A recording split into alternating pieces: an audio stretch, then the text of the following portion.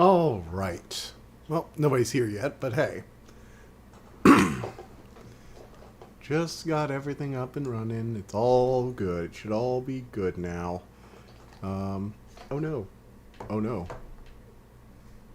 Ah! I thought I fixed that. Shoot.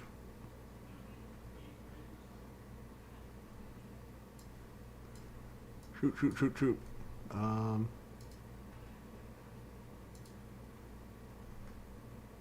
Damn it. Let's see here. I'm trying to figure out where is it. Where is it? Where is it? So I said to dogs. Let's exit out of the deck and come back in. How do I fix that?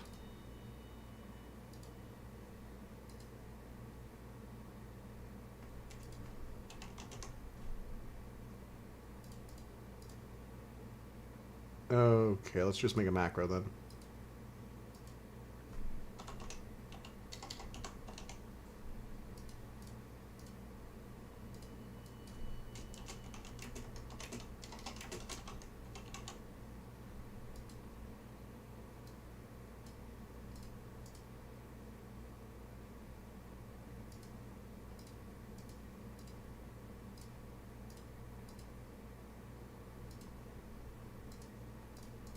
Alright, let's see here. Then we also drop the text one in here. Save that. Drag it there. Alright, there we go. That should do that. And now, okay, cool. So it disappears now. Perfect. Well. Oh joy, another one of those things. They just really like throwing people into giant living bonfires, didn't they? Well, I want to get some more visualization of this area, so let's head up here and grab the new map. I'm probably about to get murdered, but, you know, I can't really bring myself to care too much. Oh, right. This is where I killed Rilana last time. I didn't activate her Site of Grace. That was stupid of me. Should I be leveling up some more? Nah, I'm already like level 150, and level 65. Actually, this is a little over-leveled even for in-game. I guess New Game Plus, you can go up to like level 170, but I only do that on like the Dark Magic build I have, which is the Death Magic build. They used to use Ancient Deck Drinker and Sword of Night and Flame back when I was doing like a pure caster kind of thing. But even that build is like mostly leveled that way, specifically to get access to all the spells. Because I like, every Souls game I always kind of like trying to build a character that can do everything. What was it? At one point, in Dark Souls 1, actually, I played around with a build that could essentially do everything, like all the spells and all of the sorceries. And it actually wasn't terrible. It wasn't great when it came to sorcery damage. I mean, not sorcery damage. It was great when it came to sorcery damage. It wasn't great when it came to Miracle, which are Dark Souls' version of incantations. But when it came to everything else, it was actually not half bad.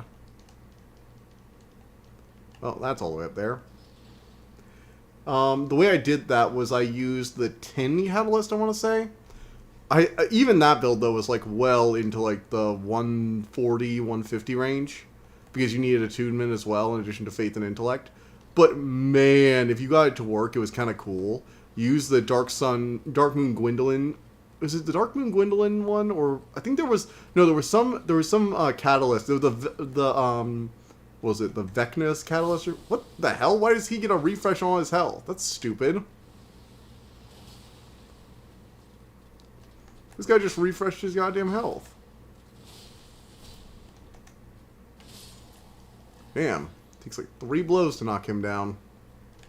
Alright, now let's see. Yeah, so this should leave me over to... Okay, I'm going the wrong way. I'm going backwards. Yeah, I was like, I thought I already went through this. It's like, I did. Rilana is dead. A lot of people have been saying, apparently, I actually saw some stuff, and apparently people are saying Rilana is about as hard as Melania. I disagree with that heavily. I fought Melania, God, 2 times before this. I have a spellcaster character that I was going to swap to if I wanted to play around with some sorceries and run through some parts of the DLC again.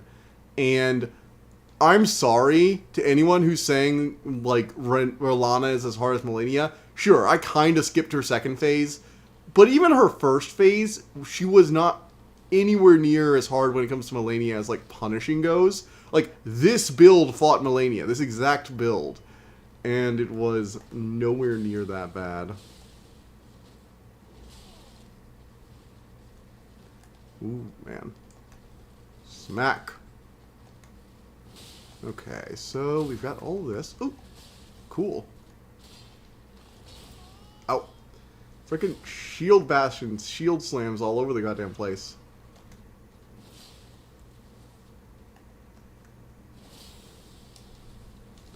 Also, who taught him how to do that? Was that Radagon? I blame you, Radagon. This is your BS, I can just tell. That freaking ground slam. Gods. Alright, look, I can kill Radagon nowadays pretty easily. But when I first played Elden Ring, I think I actually streamed it. I think the video of it is still out there. Maybe I should like do a little short that's like me against the Elden Beast before and now. Back then on the first playthrough. On the first playthrough, so many embarrassing things happened that I'm just like ashamed to have ever been me. Gods. I used to think the fire giant was difficult. I mean, he is, but he's not like difficult, you know? He's harder than some bosses, but he's not like ridiculous. The only thing I can say about the fire giant is he tends to have a lot more specialty cheeses to him. Like there's that whole thing where you can summon Latenna and stand in a spot where he'll just get stuck on a rock and blast her, or those weird one-shot builds. But, like, he doesn't fall prey to a lot of the weirder cheeses, like Comet Azure and stuff. And these things are just boring, like, what the fuck? Not a fan. Oh joy, it's about to do something.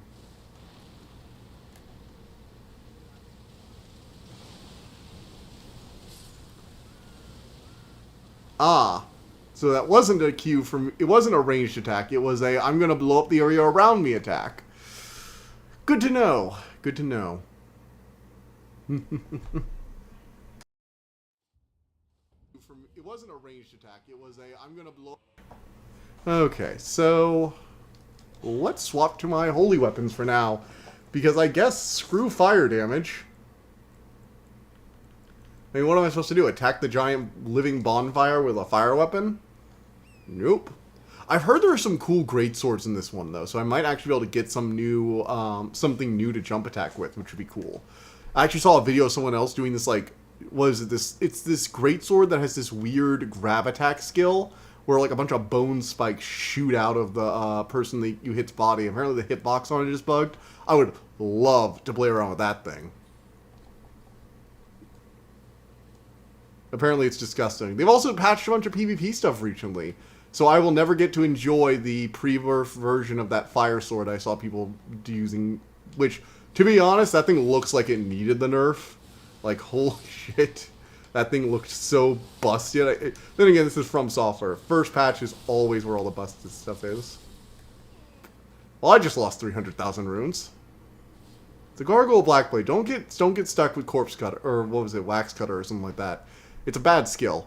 For bad people. Don't use it. Be better than me.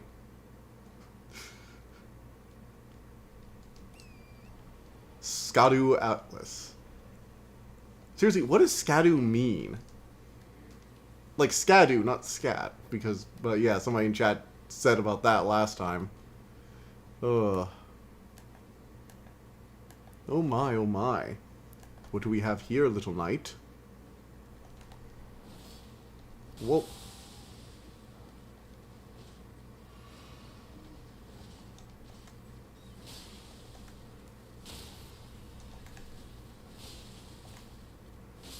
There we go. Double jump attack for the win. I'm sorry. The Raptor's black feathers plus the Claw Talisman. The feathers are already a decent armor or chest piece. Like, they're not bad. They're not great, but if it weren't for that bonus to jump attack damage, I wouldn't touch it. But when you combine them with the Claw Talisman, and you combine it with some other, and you combine it with the Ritual Sword Talisman, a full health jump attack is just absurd. Like, look at that damage.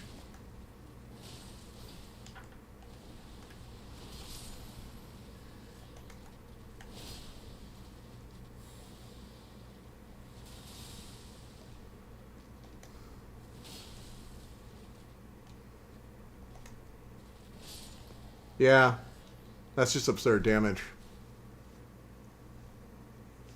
I actually have a low PvP build I might end the stream with. I've been playing around in some invasions and Coliseum and PvP. I actually really enjoyed the Raptor Talon, but they got nerfed right after I built the thing, so that kind of sucked. That was real annoying. Alright, let's back up a bit before that starts up.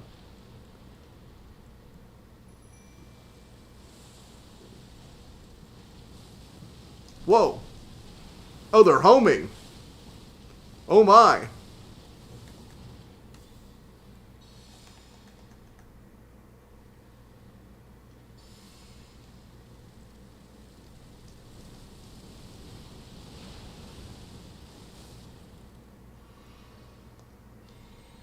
Protection of the Erdtree too, so against that fire damage. No, Mimic Tear, don't you dare go away. Solidify, you fucking asshole.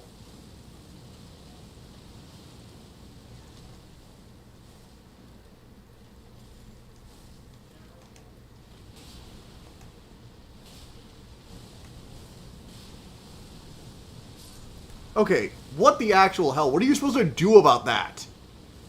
He's just gonna bombard the entire with like 1,000 fire blasts in a row. How do you fight that? And he's not just doing it when I'm far away. He's just spamming that one attack. How am I supposed to deal with that? Fucking hell. There's probably a trick. There's always a trick to it. I know. I'm just bitching. Ugh. I swear, these random field bosses will kill you more than something's behind a fog wall in this game. And I think that's partially because, like, when you go into a fog wall fight, you're starting the fight, you know? Like, you've said, alright, I'm about to start this fight. Everybody good? Yep, we got our buffs. And then the boss usually gives you at least enough time to summon your tier. You're close enough to them because the arenas tend to be smaller. But these field bosses, oh my.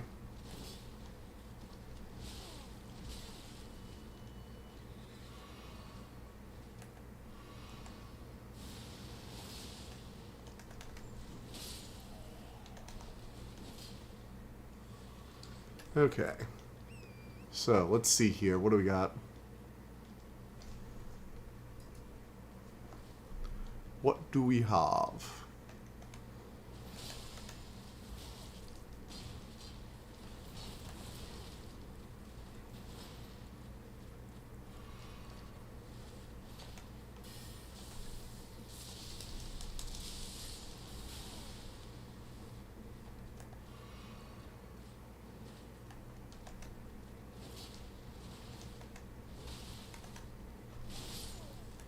God damn it, those knights are freaking tough.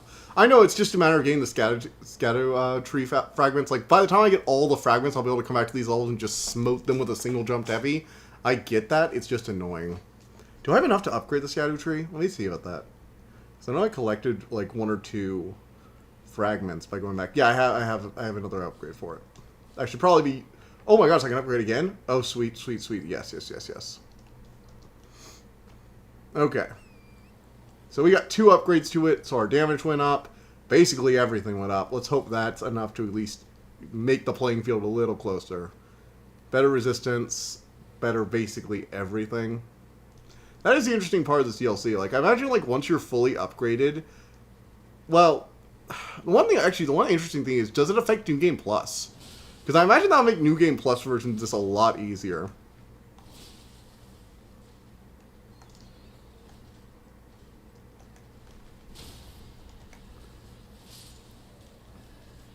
Well, got a bit more damage. That's nice. Maybe I should change the weapon damage type. I could switch to pure heavy and then buff my weapons, perhaps? It's an option.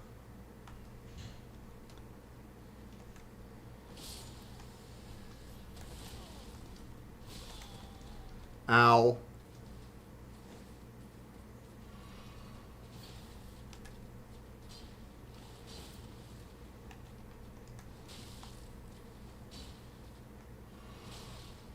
Ow.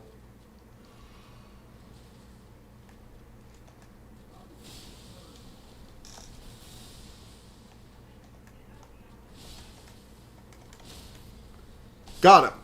Okay, so I can do that little combo. That's a lot of damage. Let's go for that.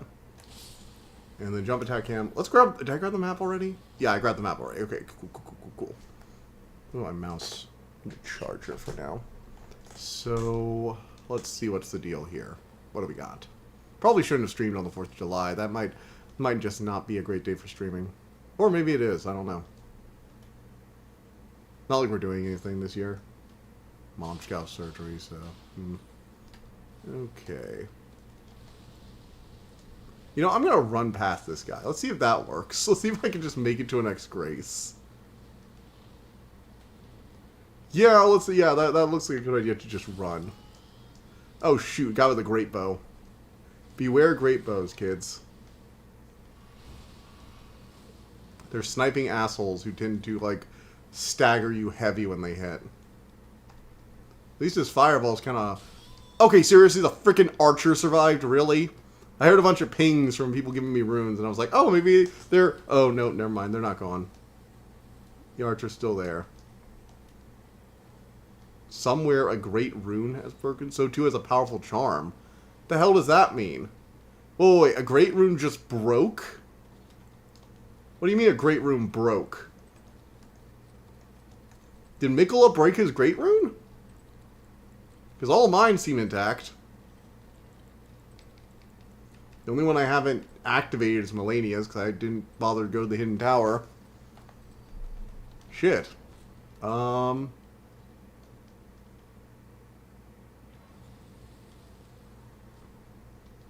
is this? Big statue of Marika?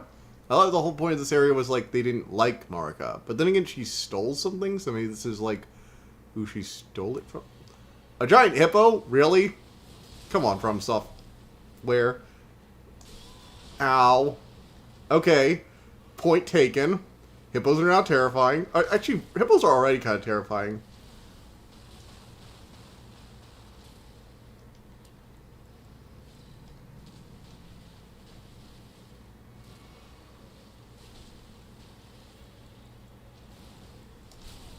Okay, I want to... Thank goodness the grace for this is, like, right behind me. Good gods, man. Give me some frickin' room.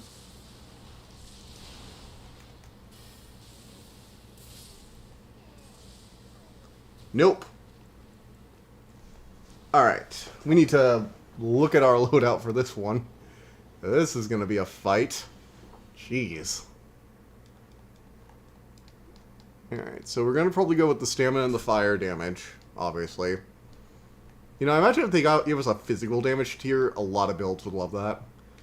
So, should we buff some stuff ahead of time?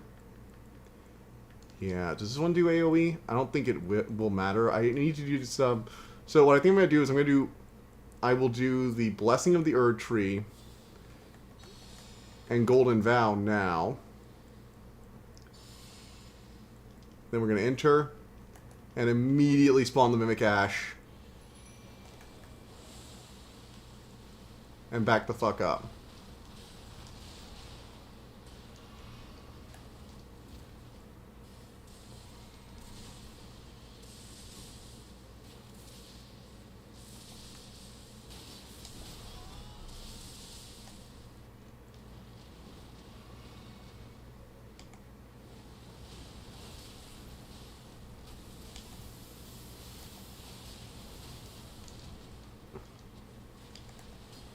What the hell is that? Turn from a hippo into a porcupine.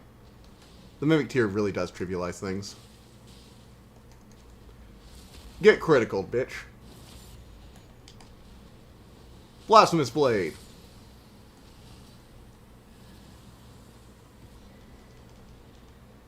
And another Erdtree fragment. That's cool. Well, we killed a giant hippo. Ooh, did we get a miracle out of that? Oh, we did! Oh, it's an aspect of the Crucible. I'm not a huge fan of the aspect. I think the tail is pretty good, I think, and the breath spell is decent at times. But honestly, there are plenty of ways to spew fire, and let's be honest, when only one sorcery out of a bunch are good, that's not exactly a ringing endorsement. It's like saying the night sorceries are good because the shard and the comet get amplified by their Staff of Loss. And it's like, yeah, what about Darkness and the Unseen Weapon and Form? It's like, nobody gives a shit about those. Yeah, so the night sorceries aren't good. It's like one sorcery. I will have to probably try out that spell though at least once or twice. What do we got here? No such a thing is utterly inconceivable. We have not been abandoned. Mesmer is the son of Queen Marika. Her grace would never abandon her own flesh. No, dude, wait, they think Marika would never abandon her own children, right? Let's see here. Radon? Melania? How do you guys feel? Do you feel abandoned? I think you feel probably pretty abandoned, don't you? Yeah, they feel pretty abandoned.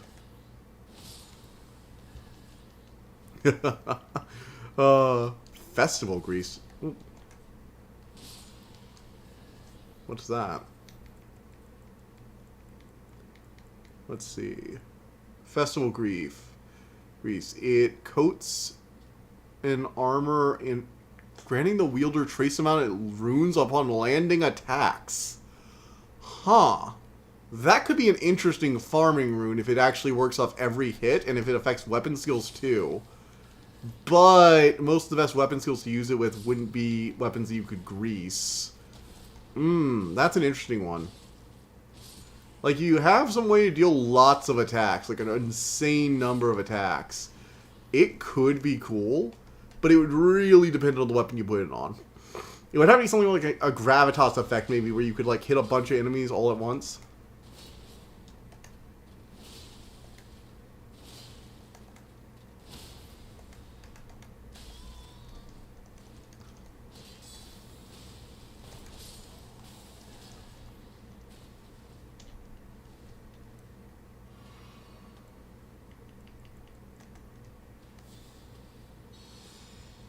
Oof. Buffing. I really need to stop using the Black Blade. I hear it's a decent spell, it's just, every time I try and use it, it doesn't do as much damage as I think a spell with that kind of windup should do. Or an incantation, I guess. It's not technically a sorcery.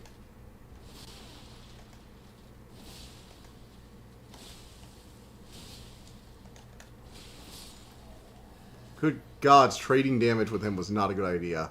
That nearly did not work the way I wanted it to. So I think Mesmer, if I remember correctly, Golden Vow. Wait, that's a spell, right? Oh, wow. They just want everyone to have access to the Golden Vow. So, let's see now. The Golden Vow is now a incantation, a weapon art, and now it is a consumable. I mean, I'm putting the consumable on myself because, you know, why the hell wouldn't I? It's like free Golden Vow for my Mimic tier. That's freaking amazing. But still, what the actual hell? This has to be a trap, right? No trap. Holy proof pickled liver. Interesting. Oh, here are the boats I've seen. These have been in the loading screens a lot. I wonder what they're all about. Oh, not you guys. I hate you freaking things. These little bastards are all over the secret path to the Erdtree, and I freaking hate them. That one room where there's like 30 of them is so annoying. Them and the land octopus and these guys all filling a room practically.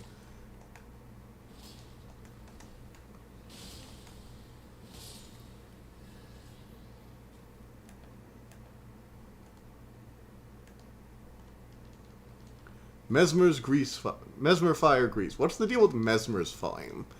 Does it do something unique, or is it just another Fire Grease?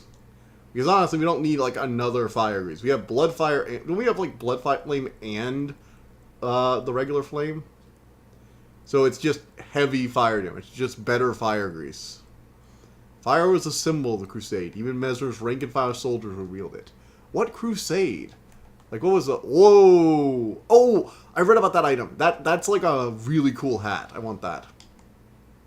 I'm an idiot. Hey, idiot. Watch your FP bar.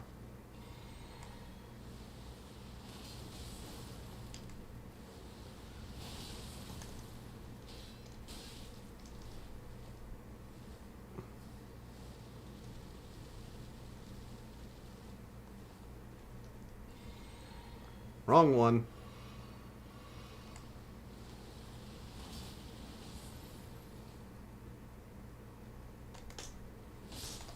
Jump attack. For the kill. Hey, been playing Roller Coaster Tycoon? That's awesome. Hey Fred, how you doing? Roller Coaster Tycoon been fun?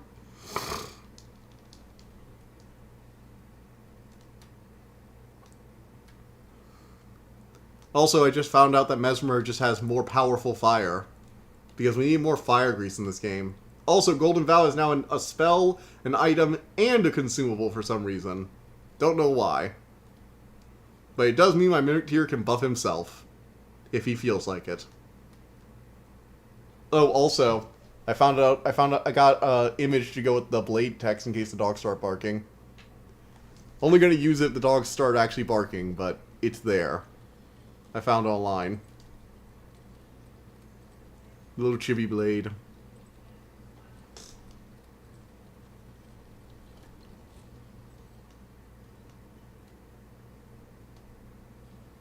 So, what do we got up here? Oh, that's freaking awesome. This thing looks like a lot of the Omen do, with all, like, the horns and everything. Oh, God, what was the deal with the Omen? They were, like, the Crucible, which was the Erdtree before it was the Erdtree. So, like, before... Apparently, there's a lot of theories that the Erdtree existed... Oh, I probably shouldn't be doing this right now. The Erdtree existed before the Elden Beast came down and claimed it for the Greater Will. And that it was somehow, like, corrupted or whatever, or taken over. And then the Crucible, which had previously been seen as a symbol of the Divine, was shunned instead of worshipped. So maybe these guys believed in, like, the original Erdtree, the Crucible, and then Marika came around, stole whatever the Elden Ring used to be, before she took it and formed it into the Elden Ring, and then, I guess, worked with the Elden Beast to take over the Erdtree, leaving this place as, like, a Shadow Guard? That could make some sense. Well, what's the deal with Mesmer? I mean, he's obviously a demigod child of Marika. Like, obviously. He fits in with the red hair, the insane amount of trust he had, the fact that Marika trusted him enough to lead this crusade when she definitely had other options. If I had to guess, that would probably make her... he would have to either be a child of herself and Radagon, which means to become at the end of the timeline, or he'd have to be a child of her and Godfrey, which would make him a brother to Morgott, Mohg, Godwyn, and yeah. So, one of the two, well, obvious from Soft Trap. I walked into that one myself. Luckily, these guys can be pretty easily stunned. Living Jaw Shard. Also, mandatory check for anything that looks like a door in a From Software game. God, that was... Okay, I said last time, and I think I was saying this, I like Dark Souls 2 a lot, but there was one thing I did not like about Dark Souls 2. See, they had the weapon durability thing, which basically meant that whenever you dealt damage to your weapon in previous games, they take weapon durability damage, and over time, the weapons would degrade and you need to spend some runes to repair them. Now, this was actually how they did skills before the FP bar was reintroduced, back when you just had to use multiple versions of a skill in a spell slot to get more casts of it. And each spell, version of the spell you got you a set number of casts. So the durability was a way to activate specific skills. So like if you want to activate the Dragon Slayer Spear's lightning bolt attack, you used its heavy attack, and then it would get some durability damage when the lightning spear came out. Same for the Moonlight Greatsword's Moonlight Wave. Dark Souls 2 also had a similar system with durability, but the durability was reset at bonfire. So you'd have to repair a weapon if they broke, but that also meant that the durability also degraded way quicker. And one of the things that always drove me insane is that I have this really, really annoying habit, well, you saw that just now. It was an illusionary door, and as a result, whenever you see this, like anything that looks like it could be a doorway that has a brick wall instead of an actual doorway, instinct is to hit it because it might be an invisible wall. And especially when you're in an area, when you're new to a game, wasting a lot of your limited weapons durability, especially if you won't have one of the more fragile weapons, because a lot of weapons had like good stats but were fragile to incentivize limited use, that could get really annoying really quickly. Also, it looks like these are what's inside the jars. What the hell? The jar people look like this on the inside? Ew. No wonder they're sealed in there. Ow. That freaking hurt. This guy's a little nuts. I actually upgraded my Erdtree fragments too, so I'm actually not as low as I was. I'm up to 4 out of 20 now, so I'm a fifth of the way there. Okay, good chance to use Blasphemous Blade. Let's go. Shard of Alexander, guide me. Yes. Look at that. Can you believe that skill has been nerfed? Like, this weapon got nerfed right before the DLC came out. It used to also knock down most enemies it hit. Yeah. This thing heals you whenever it deals damage to any person, which means multiple times. If you hit multiple things, it'll heal you multiple times.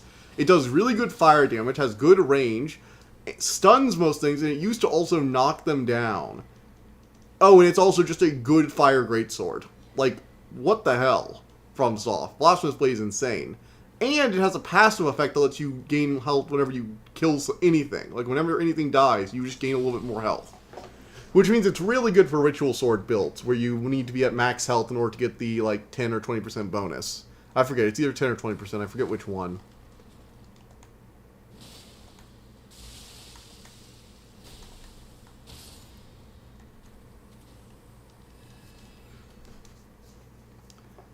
Although, I've heard some really disgusting things about some of the weapons and glitches for weapons in this one. There's apparently this other holy greatsword where...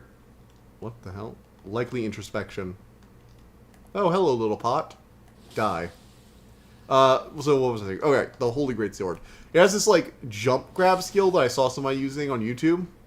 Because I've mostly just been, like, scrolling through feeds, and I saw this on one of the shorts and somebody using it. It jumps down, stabs them with a grav attack. But the grav attack's glitched, and due to the way they handle netcode... how are you doing? I'm doing pretty well. Hello, Urza Joseph. How are you? You're on Twitch, so I got someone on Twitch and YouTube today. That's awesome. Doing pretty well. Blasphemous Blade is carrying me, as it tends to do.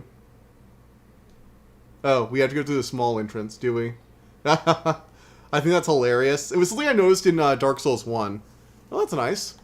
This was something I actually noticed in Dark Souls 1. If you go to, like, Anor Londo, there are a lot of, like, giant doors for, like, the god-like figures. About, like, a year and a half now, I think. On and off. I mostly started doing it more often in the last year or so. It was about 2 years ago, actually. About 2 years. Because I was here when Elden Ring 1 came out. Elden Ring originally came out. It was around the time I started streaming, I think. So, about 2 years now, actually. Yeah. Oof. Flying enemies in this game. What a pain. Let's go ahead and activate Blessing of the Erdtree so I can keep myself topped off. What I do besides streaming? Actually on YouTube I release a few videos every once in a while, reviews and stuff like that. It's gonna be pretty fun. Mostly of books, movies, TV shows, anything that tends to catch my eye I tend to just talk about because I enjoy talking about them. I'm probably gonna do a review of Shadow of the Erdtree just because it's so much fun. Also, it's bigger than most actual games. And, oh my god, fire! Fire! Hurts! Pain! What the hell was that? Ah! Okay. What the actual hell? It's just raining fire? What game do I do mostly? Whatever is new, I tend to flit from between things. If I'd have to say, like, one, it would be Souls-likes I tend to do a lot. If there's a new big Souls-like thing, I tend to gravitate towards it. I just got done, or almost done with another Crap's Treasure. I didn't finish that on stream, but I am going to finish it up in, I might actually stream that final boss sometime, because I do need to finish up, like, the final boss fight. Mostly play GTA Apex. Does pretty good book reviews, yeah. I enjoy talking about books. Rachel Aaron doesn't get enough attention. A lot of books don't get enough attention, in my opinion. I feel like a lot of people just don't talk about new book releases unless they're, like, really massive. Or they're about to get a new adaptation. Like, Shadow and Bone and, like, the Grishaverse things get some attention when that Netflix series. Where am I from? The U.S., Louisiana.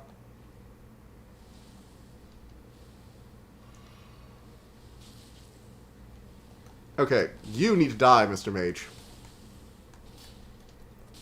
Whoa. Oh my... Seriously? Frickin' fast slashing little mage. I gotta admit, Mesmer's people are pretty damn good at what they do. Oh, I just visited Italy. Yeah, I just took a trip there, actually, a while back. We went to Rome, and then went 3 days in Rome, 3 days in Venice, and then, no, 3 days in Rome, 3 days in Florence, and then 3 days in Venice. Yeah, it was actually a lot of fun. Really enjoyed it there.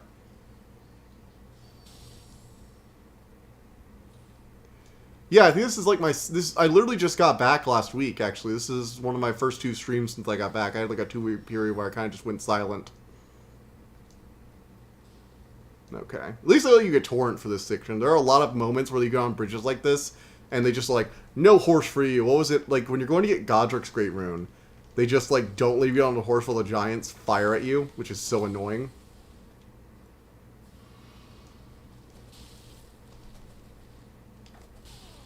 Okay, you need to get back. The mage is actually more dangerous. Missing something on my channel? Recommendations for what? Sure.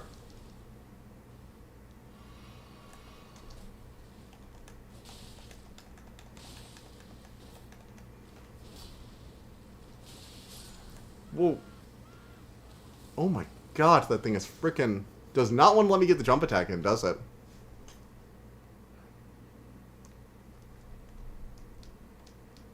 Ugh. Okay. Let's see if we have something we can actually use to deal with that. What do I have? I have Sacred Blade on this? Sacred Blade's not going to come out fast enough either. Yeah, I should probably just try rushing her again. Let's go. I could try for a Scarlet Aeonia or a Black Blade, but I don't think either of those spells, either of those incantations are going to be quick enough either. So, I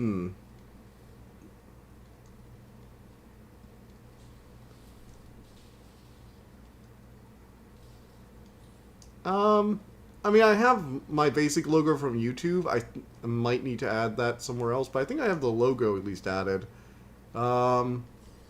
I mostly have the Twitch account set up as like a secondary place to stream to. It's not really something I upkeep a lot.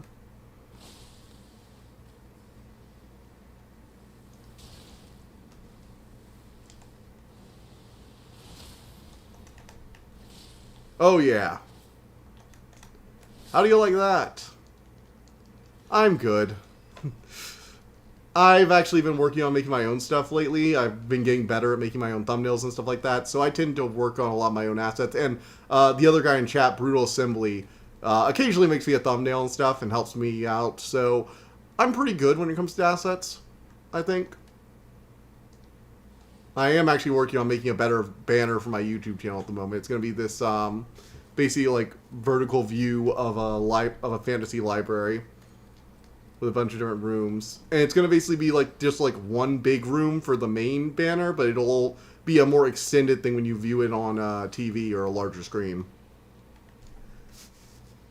I have like a cutout essentially of it planned out, like where the basic outline of the rooms and where the title's going to go, like a very very bare bones idea of like what the room layout is going to look like.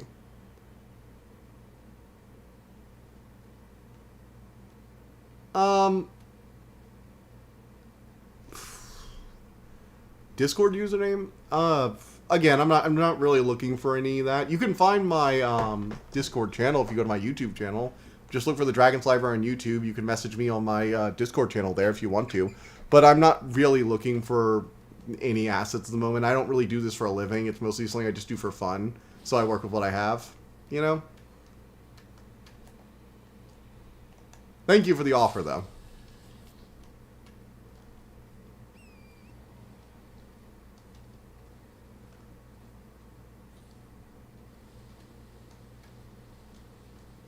Oh, wow. Holy shit. This place isn't just a burnt-out husk of a place. Look! Greenery! And a spooky shadow coliseum over there. Yep, there it is. There it is. From Sulphur, you can't let any place just be nice, huh? It's like when you go to the Darkroot Garden, you think it's all nice, and then you see the murder scarecrows in Dark Souls 1.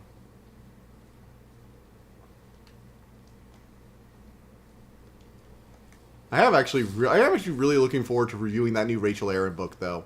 The last one I reviewed from her, what was it? With the Golden Crown, I think was that. It was no, With the Golden Sword, bloody, with a by a bloody crown, I think. By a silver thread, with a bloody sword. Don't worry, he'll ask me if he gets out of my depth. Yeah, he's basically my art coach / art friend.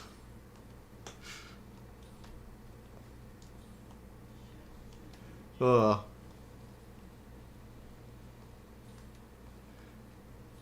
He really is. Honestly, I would not have anywhere near as good thumbnails if it weren't for all the advice he's given me over the years.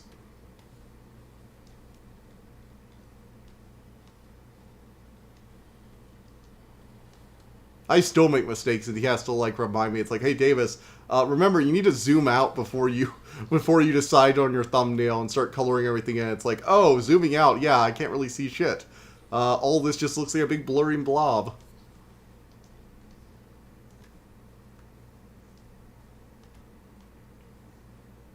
No, Rachel Aaron does really good work, and I will take every opportunity I can. It has nothing to do with the fact that she actually, like, responds to my tweets about her books. Which I just think is awesome, quite frankly. Oh my god. Frickin' look at this guy being just the most... That has to be, like, just the most over-the-top moveset I think I've seen in this game. Wrong flask. Like, look at it. He's jumping all over the place. You don't need that much... Dude! Why are you busting my head with your thighs? Also, do you just have all the poison in the world? Seriously, does staggering mean nothing to you? Okay, this guy is wearing, like, a skirt. And for some reason, despite he being, like, bare-chested, skirt, and skinny, I hit him with 2 greatswords, and he's like, I'm not gonna stagger. Why would I need to stagger? I can just, like, power through this and keep attacking you. What the actual hell? You attack people in heavy armor with a jump attack greatswords, or like a 2-handed greatsword power stance attack, and they're gonna stagger. But that freaking dancer guy is just jumping all over the place, crushing my head between his thighs, and just powering through all my attacks like it ain't no big deal, you know? Oh man, what the actual... The DLC has some crazy new stuff though, like really crazy. I love most of the new weapon types. There are a bunch of axes and other weapons like chakrams that can be thrown repeatedly as like a weapon skill, and I'm just like all over that. Apparently it doesn't even cost FP. And I'm just like, oh my god, finally we don't have to carry around the bouquet of consumable throwing daggers. We can actually just throw our main weapon. It does require actual like weapon weight, so it does have a downside, which is nice. It's not like it's an auto include in every build. But it's still a cool thing to have. Alright, let's try and get these guys all together. Can we get them all? No. No, we can't get them all.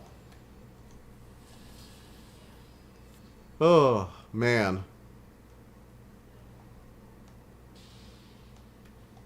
Where is that thing? I know it's around here somewhere. Here, we had that other guy with the horns who was just like, you people from the Erdtree came here and ruined everything. Marco's freaking little brats. You know, the one who was bitching constantly. Also, mages who can lock onto you through walls. Ain't that nice? Alright, buddy, you need to stop what you're doing. Thank you. Whoop.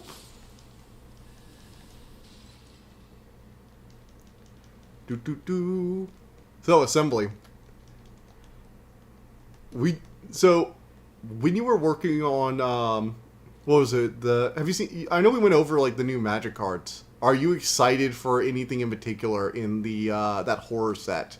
Like, do you think there'll be anything that'll be worth your time? I know you don't actually buy magic cards, but do you think you might, like, look at some of the stuff they do and be, ooh, maybe I should, you know, add these to, like, a custom set or something like that? Because I know you don't do, like, actual set stuff anymore, but, you know, every once in a while you add normal magic cards to custom sets. Or do you think it's just going to be a power creep set that you won't really need to? What the hell is the deal with this room? Is this just a dead end?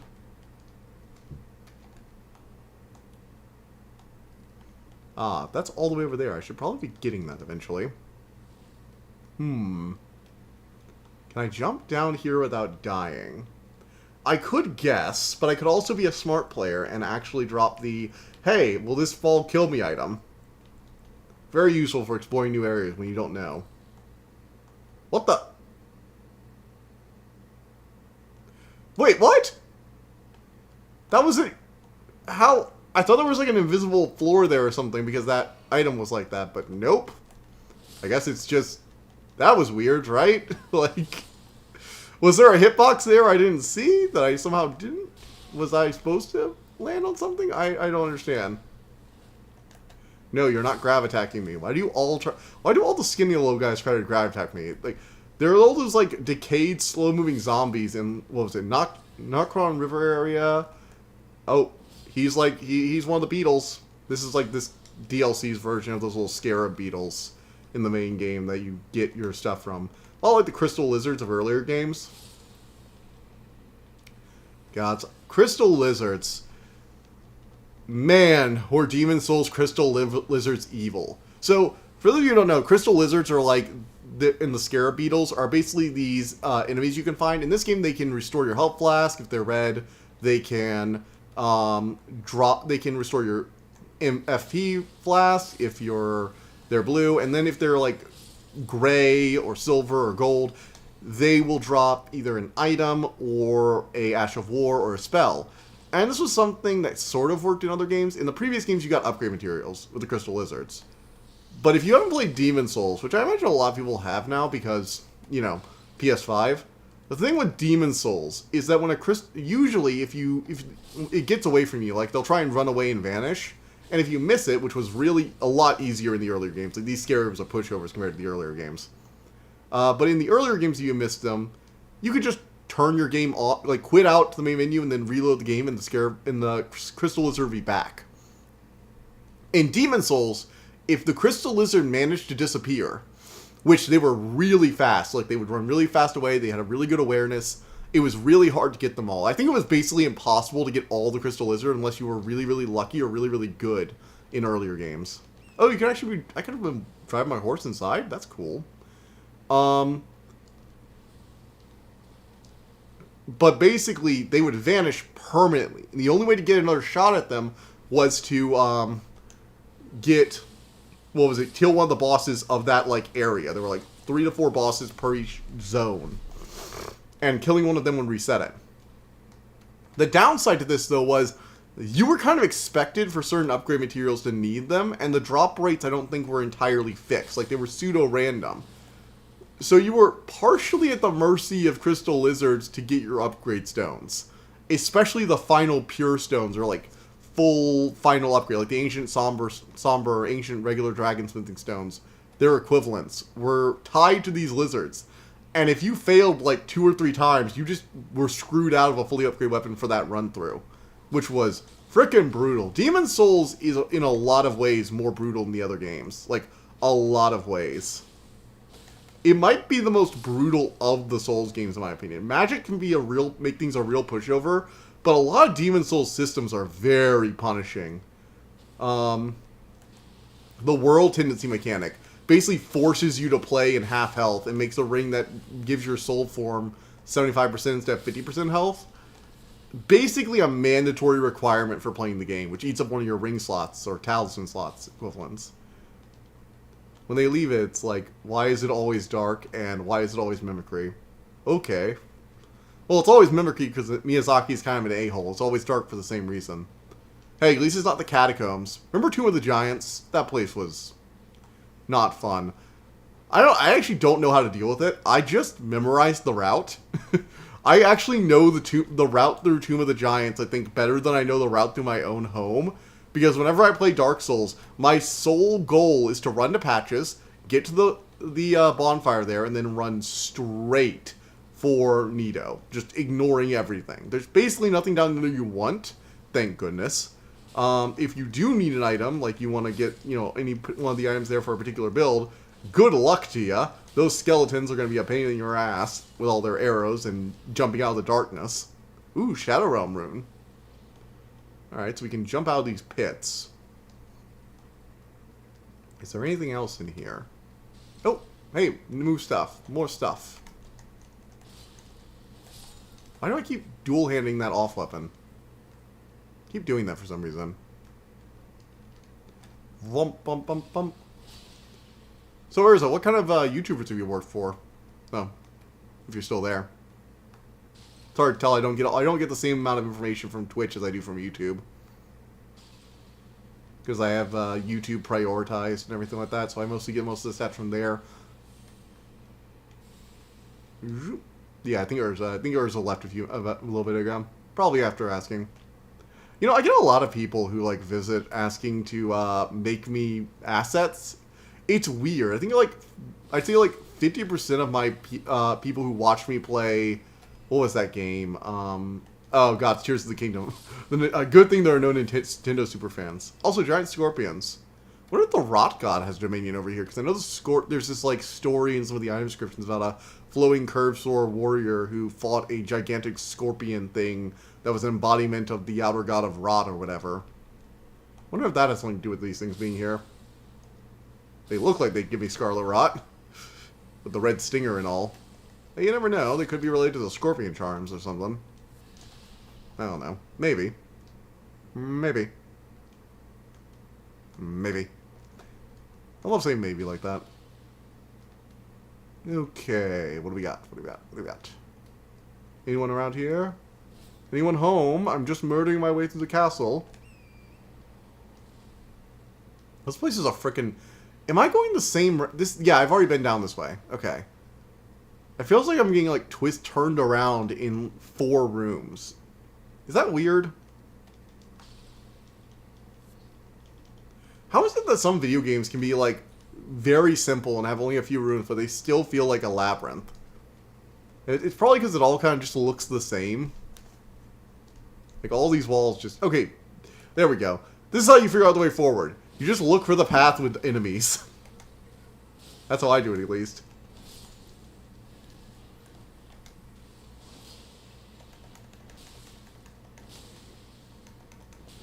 Luckily, they seem to take fire damage pretty well. Or pretty badly, depending on your point of view. Okay. Scorpion Slam! Hey, Scorpion! Get wrecked! Frickin' yeah! I love jump attacking things. Actually, it's kind of funny. I was outside the other day and I saw what looked like a small scorpion. This like tiny little scorpion on a package outside the door. And I kind of was like, holy shit. Since when do we have scorpions in Louisiana? Turns out it wasn't actually like a real scorpion. It was something called a pseudo-scorpion, which is technically an arachnid. Just another type of arachnid. But there apparently are also 2 actual types of scorpion that sometimes make their way down to Louisiana. Which I kind of I wish I didn't know. Which, you know, that's a thing that I now have to be aware of. Because I could never live in a place like Arizona or Nevada or Egypt, quite frankly. Like, just... I would never want to have to worry about a small, poisonous creature stinging me from inside my own shoe.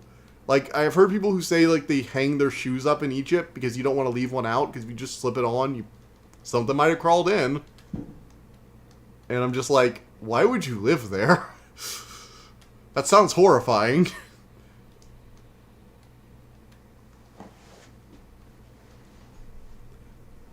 And these little scorpions, they reminded me of the little pseudo-scorpion I saw.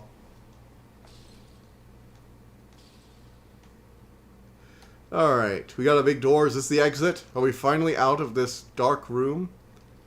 I gotta say, no, not the way out. Or, oh, here it is. Never mind. There's a lever. Thank you, Miyazaki. Illumination. See, game designers? The light draws my eye. That's good game design. And it leads to more of these freaking rooms. Good gods, Miyazaki.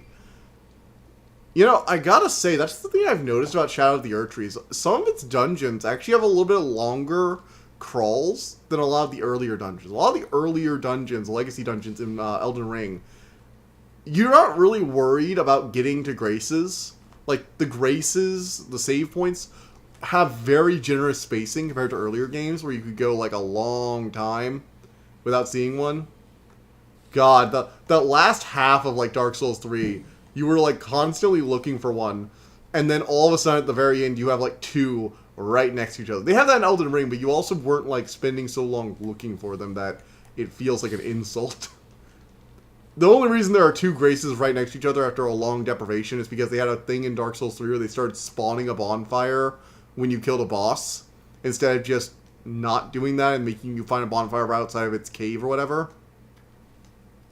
And I do like that, but it also means that if there's a boss right outside the boss arena, or you were able to open up a shortcut right to the boss and the bonfire's right there, you can get a situation where you can literally see the previous Grace from, or the previous bonfire from the one you just unlocked, which is a little funny. Actually, one thing I was really sad about Dark Souls 3, apparently they were going to have a whole mechanic where you would have to find enemy bodies, carry them to positions, and then actually make your bonfires yourself. Which would have been cool. I would have loved it if there had been like a limited use of resources, and we had to choose where to put our save points. That could have been really interesting and encourage people to tough it out through areas in order to unlock the best bonfire placement or whatever. Imagine a game where there are a bunch of different potential save points, but you actually have to choose which one of a limited number you activate.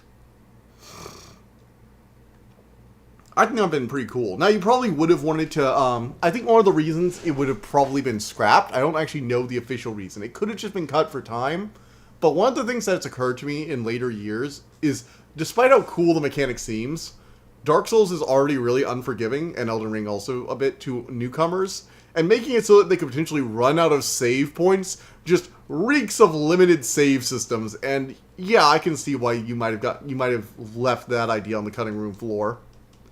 It is really cool, though. Maybe they could have tied it to, like, a limited-use item that was unique to a certain subset of zones. So, like, the Cathedral of the Deep gets a few. And you unlock them as you go through, so you get to, do that. Or maybe, like, using one unlocks, turns off the two nearest, so, like, the bodies nearest get, like, devoured or something. I feel like there are probably ways you could have done it, is my point. And I think it would have been a really cool mechanic that could have made Dark Souls 3 a bit more interesting. Because that's the thing for me. Dark Souls 1 is different enough from Demon Souls in a lot of ways that I feel like it, did its own thing. Dark Souls 2 went in, like, several different directions and has a bunch of mechanics that are all its own, including the torch mechanic, which I still think they should have worked on a little harder, because it's so sad. Like, the first half of the game makes you think torches are going to be this reoccurring resource that you're going to need to have to see in dark areas. Also to activate puzzles. I really liked that torches were something you just had active in the first half of the game because they were useful. And then the later half, they kind of just petered out. So I got through all of that, and I opened that main door, and now I'm just done with all this. So where to get down there? Ooh, does this cliffside have like one of these spirit springs that let you do the super jumps? We'll see. Oh, someone else has joined us. Hello, welcome, newcomer. Feel free to post in chat. We don't bite.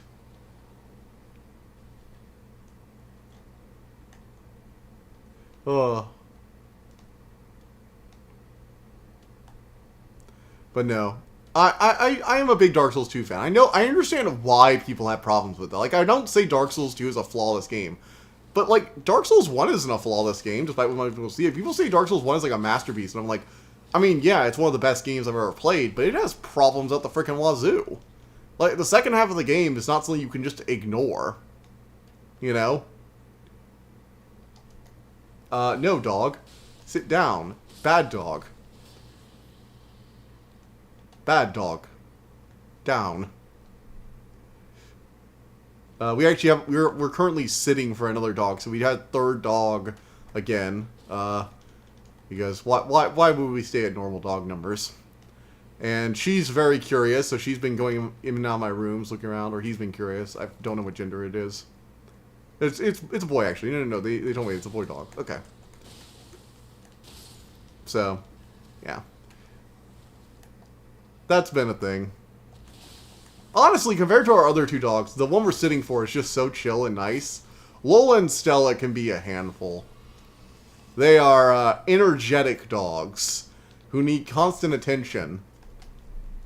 and have a bad habit of, like, when no one else is home, being like, hey, we want someone near us. Let us into your room. Okay, we're going to sit right behind you so that if you try and back up so you can use your drawing tablet for even a second, we're going to be like, what the hell are you doing? We're laying here, buddy.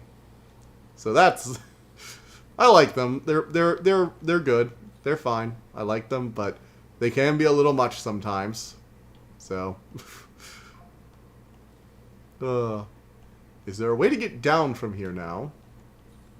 How do I get down there? I don't think I'd survive that fall. I tend to use trees fairly often. They're pretty good indicators of if you'll survive a fall. If you're like above the treetops, you're probably not going to survive it. Let me try and use one of the items. Even though they failed me before, and yes, I am never going to get over that. Ooh, yeah, no, I'm not surviving that fall. See, this is why we test, though. This is why we use the stones. I do find it hilarious that some people actually don't know the rainbow stones are actually able to tell you if you'll survive fall damage or not. Honestly, it's surprising that, like, this is not anywhere near the most useless item in any Souls game. Because of Miyazaki's weird obsession. Okay, so I can't make that, but I did see that it didn't shatter until after it got past this other ledge. So what I'm going to do is I'm going to jump down here. There we go. Found the way down. But no, due to Miyazaki's weird obsession with platforming in third-person action games, and also his weird obsession with, oh no. Oh no, not another hippo. Joy!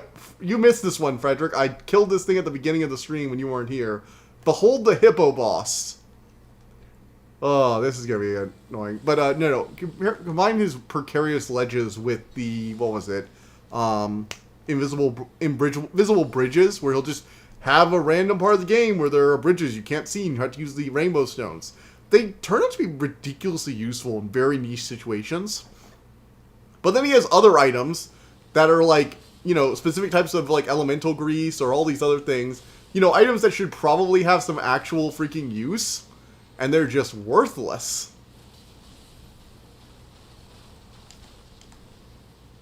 Why do you have to be on water? My damage gets nerfed by water. Yeah, this is my nerfed damage.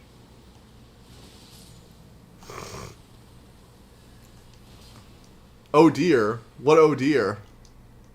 Why oh dear, Frederick?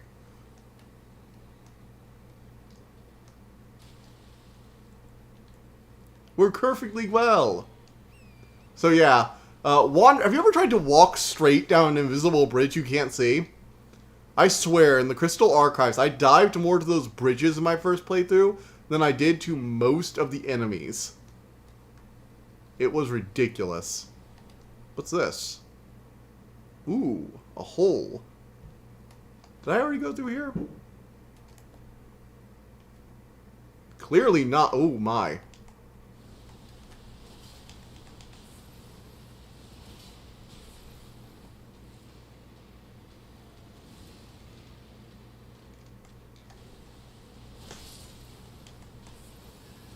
Blasphemous Blade. Give me strength. Grant me strength beyond strength.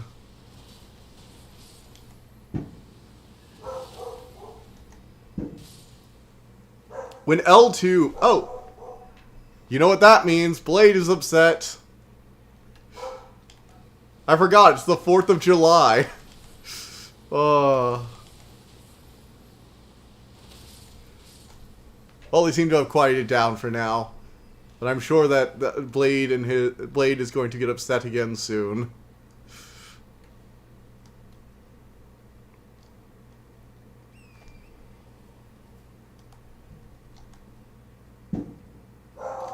Yeah, let's just go ahead and keep that. They're not happy. They don't like fireworks.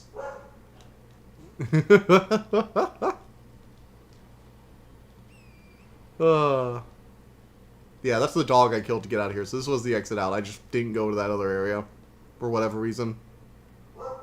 Well, I killed the hippo. That was good. Now, let's head down and look around. Oh dear, what is this? My, oh my. Blade is very upset. He is not happy about all of this.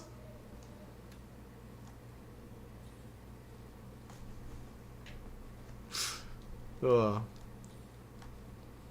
no, I finally got hotkey to my loop deck, so I can just hit a single button. Honestly, I don't even really use the loop deck as most for streaming. I actually use it mostly for editing. It's actually really nice to have some hotkeys for commands. I even managed recently to get like a basic animation, a macro to give it a slide-in animation, so I can just add that to things that I want to have on it. I also used another one to get it resized to center and stuff like that, to like center things. Or what was it? I also did the macro for like setting it to the midpoint, to the 3/4 and 1/4 midpoint on screen for like images when I'm trying to show like two different posters for like a game or two different book covers at once, which is cool.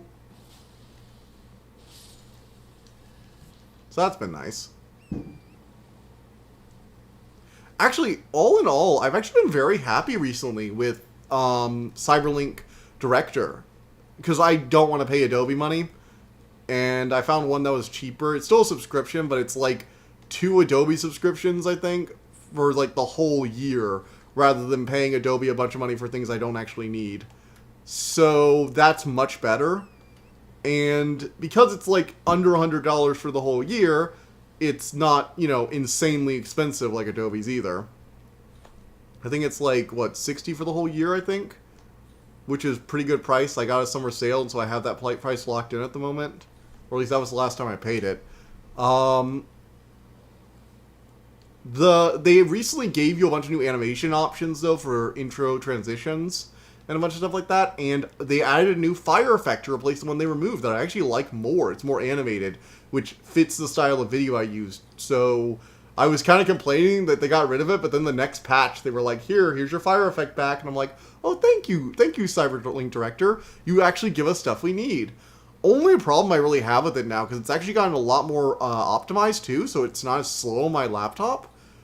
My only complaint is that there aren't as many people who use it, and as a result, it doesn't have as many tutorial guides, and it also doesn't have as many community-made assets. So like, community-made transitions. There's a bunch of stuff like that for Adobe Premiere, and even for like Apple's Final Cut Pro, but there really just isn't for Cyberlink. Which I get. It's specifically a more budget-friendly option for people who don't want to pay that, but still want something that's getting constant updates. Where am I supposed to go from here? This way is where I'm supposed to go for this, so... Fireworks are going off, so if you hear any of that, I apologize. I really should need to up my game. I should have had like a fireworks sound effect thing going on too. That would have been such an obvious thing to do. I have all these extra buttons I haven't assigned yet. Okay, so let's try and figure out where the frickin' hell we should go. I really wish there was a spirit geyser around here, so I could jump, so I could just fall down with no fall damage. But I'm not sure, like, where the hell we're supposed to go to get down there. Let's see. What does this say? Praise the dog, of course. Oof. Do do do do do do do do do do. I can hear the dogs. I'm not sure if you can, but I can hear them. Blade is upset again.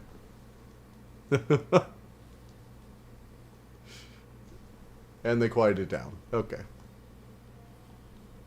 Alright, there's got to be a way down here. There has to be. I really wish there weren't so many of these praise the beautiful scene views. No jumping ahead, therefore seeking sending gate? We're seeking a gate. Okay, so there's going to be some kind of portal around here.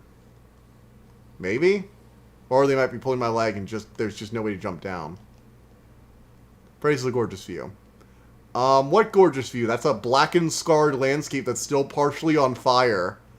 Although I do have to admit, that could be a mountain for, that could be a hell of a mountain art for, Magic the Gathering. Oh, that's what I was thinking of. You know what would be an awesome Magic the Gathering set? I would murder for a From Software Magic the Gathering set. Like an Elden Ring or a Dark Souls one. I would love to see. You know what I should make? I should try and... After I finish the other Magic set we're working on, I should try and make like a Dark Souls one. Or an Elden Ring one. I know I thought about some, like, 1 or 2 cards for the Bloodborne one and kind of stopped. Like the Blunderbuss and stuff like that. I never finished that one. But I also think Bloodborne is like a little more limited. But Dark Souls and Elden Ring have a lot more content to work with too, and a lot more mechanics. Even if I think Bloodborne is the superior game. Let's try going down here to the Falgriff Catacomb. Maybe that one will let me get to where the map is at least. Maybe? We'll see. But I think that's just going to lead me... Yeah, it's just going to lead me back up, I think. But no, I would like murder for like a Dark Souls style set. Which, to be honest, might end up happening in the future.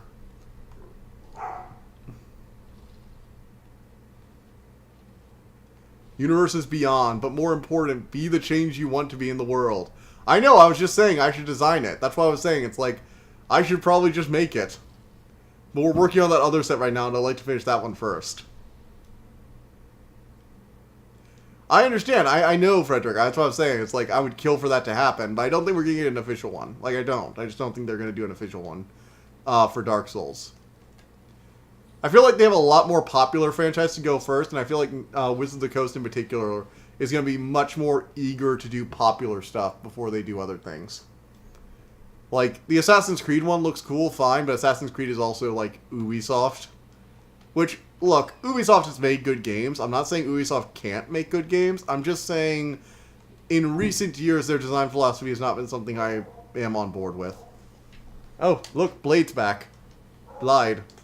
Why do I keep calling him Blade? I can't stop myself from saying it. I know that most of the characters in the game call him Blade, and I think that's actually how you pronounce it. But I keep saying Blade. I can't stop myself, and I don't know why. Ugh. Yeah, so that's just gonna be the way it goes. Okay, can I maybe go around here and hop down? No, that's the bridge I just crossed with that flaming asshole who's firing fire rain down on me constantly. It's only fun when I spam spells in NPCs. That's the only time it's fun. When NPCs spam spells or heal, it's unfair. But when I heal or I spam spells, it's completely fair, and enemies should stand still and let me hit them, right? Honestly, if NPCs acted more like player characters, like if Miyazaki would actually just go for that and allow them to be like what was it, the hunter? I think the Bloodborne hunter NPCs are like the ultimate evil Miyazaki has ever unleashed. Basically, in Bloodborne, a lot of the weapons had the bullets, which were a secondary consumable you had along with your health regen thing, and as a result, NPCs were limited on the number of healing items they could use, but they did not have a limit on the number of quicksilver bullets. Which means that there are some NPCs who will get into repetitive actions where they do nothing but keep spamming the fire button over and over and over again. I can't tell if I'm supposed to fall down there or not. I don't think there's a spring, so I'm not going to. So that was a whole thing in that game. Shit. How do I get down there? When you need to figure out the way forward, keep looking. You'll find something eventually. Let's cross this bridge. Blade. You're angry, buddy? The fireworks not great? Okay. Oh. Blasphemous. Let's talk about like how what these weapons would be if they have magic cards. Okay, so like, let's say you got a blasphemous blade in Magic. Obviously, whenever another creature, it would obviously give whatever it had lifelink. Duh, because you know it's constantly healing me. Yeah, I can see a grace right down there. I just need to get down there without dying. Let's see. It has a fire damage and a big slashing charge. So, what? Maybe it gets a lightning helix style tap effect. And it's a weapon that gives a creature who equips to it. So it'd be like a red-white enchantment. Or, no, let's just make it a red enchantment. Let's give mono red artifacts lifelink. Imagine if mono red had access to lifelink. Like, they didn't need to splash white to do lifelink. Imagine that world. That's a horrifying world.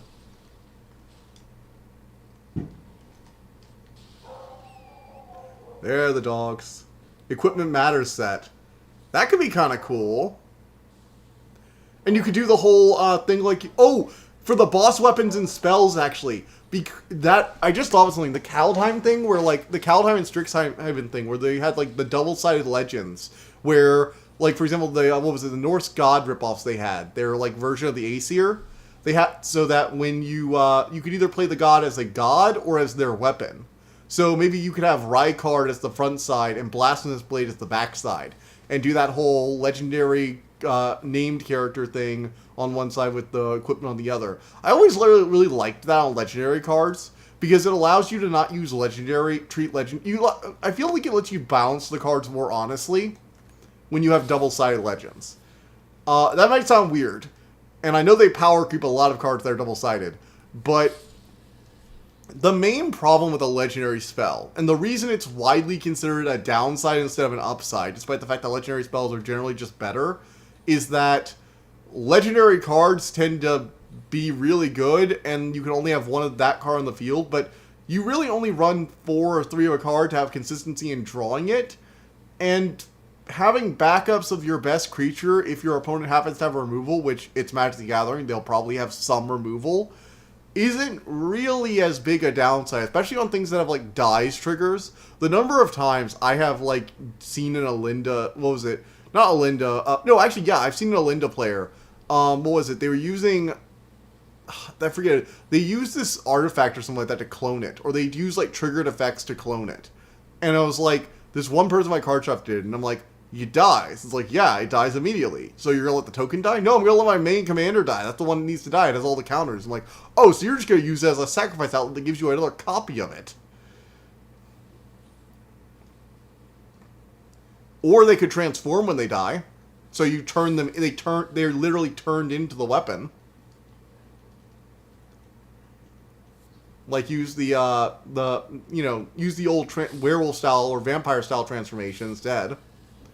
I guess this would be the, like, Innistrad, but, like, not spooky transformations, but death-based. Honestly, doing the legendary equipment, searching for cards, having creatures that search for specific named cards, kind of reminds me a little of Yu-Gi-Oh! Because Yu-Gi-Oh! Has a lot of archetypal support, where cards specifically reference, like, a prefix that a lot of cards have. Like, there'll be a bunch of... Oh, shoot. No. I was talking and I wasn't watching the road. Oh, I fell to my death. Oh no. Oh no. How do I get down from here? That's my real question.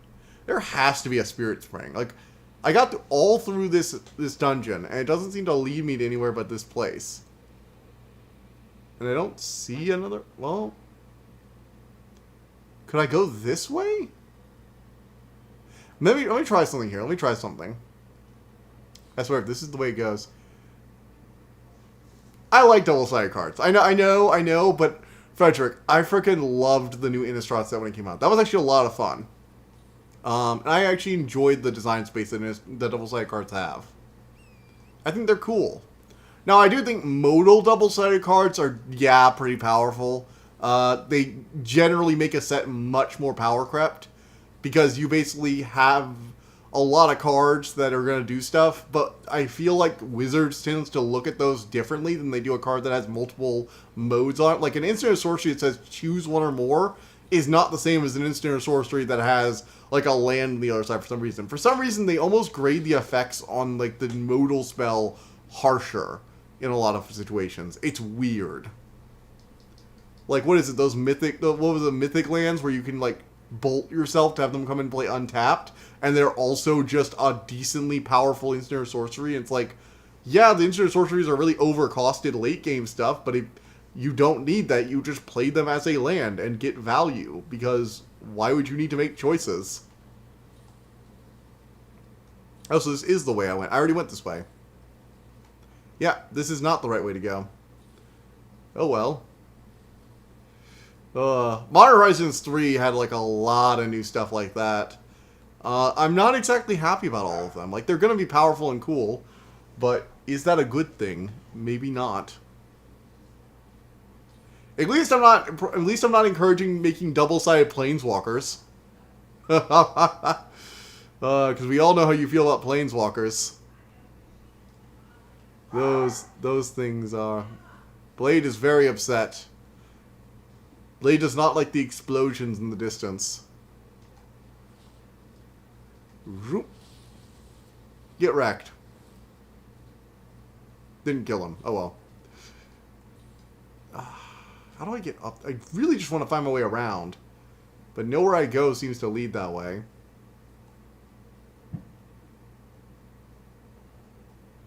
It has to be something over here. I just don't know which way to go. It's driving me a little insane. Not gonna lie.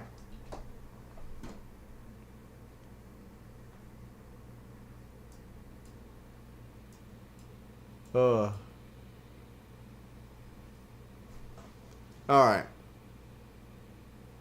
Let's think this through. Think rationally. Because Miyazaki, for all his madness, does actually have a logic to a lot of stuff he does in the games. Not all of it. I'm looking at you, Pinwheel. Why are you the boss of the catacombs in Dark Souls 1? Planeswalkers can be fine. It's just they designed them to always be +1 in value that I hate. Yeah, honestly, it's weird. War of the Spark had some of the most annoying planeswalkers of all times, but because they had so many, they also had some really tolerable ones. I like a lot of like the ones that are like kind of enchantments that eventually go away. You know, the ones that have a static ability, but they also only have minus effects.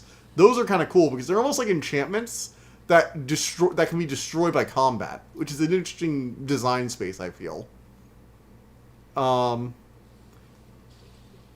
The problem with a lot of planeswalkers, especially nowadays, where they've been venturing into like very aggressive design with them, is that so many planeswalkers now seem to have +2 abilities. I don't understand why, but they all have like freaking +2s, and I'm just like, why do planeswalkers need +2 abilities?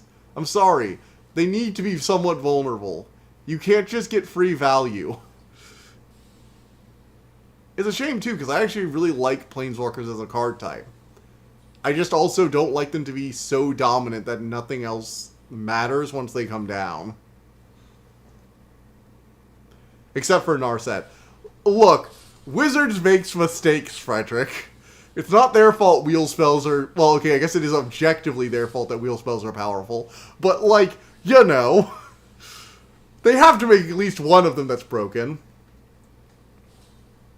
Also, when the planeswalkers that have a static effect and also have a good +1 or +2 effect can go freaking burn for all I care. If I ever see someone playing Teferi, the tiny little 1-drop Teferi that makes it so all your stuff is sorcery speed, and they can play stuff at instant speed for free, and then also bounce something and draw a card, I'm just like, dude, what is this card?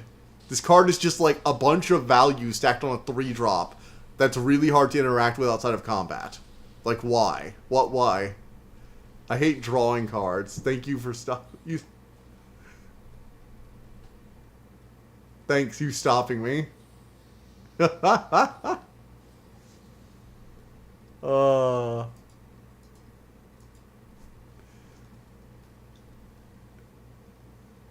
Shh.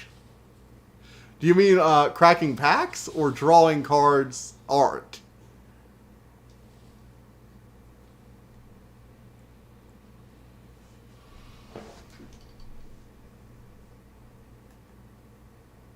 I think I'm going backwards here.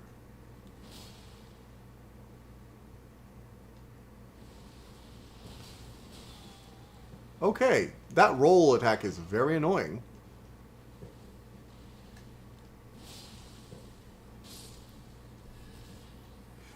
Oh my, oh my. Oh, I hate drawing cards. Thank you for stopping. Oh, you were talking about Narset. Okay. Sorry, I completely missed that. Yeah.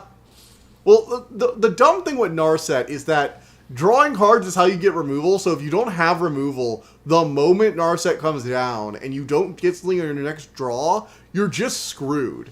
Like, you have no way to respond to your opponent anymore. And it gets really gross when you have those, like, discard and draw card effects that are all over the place.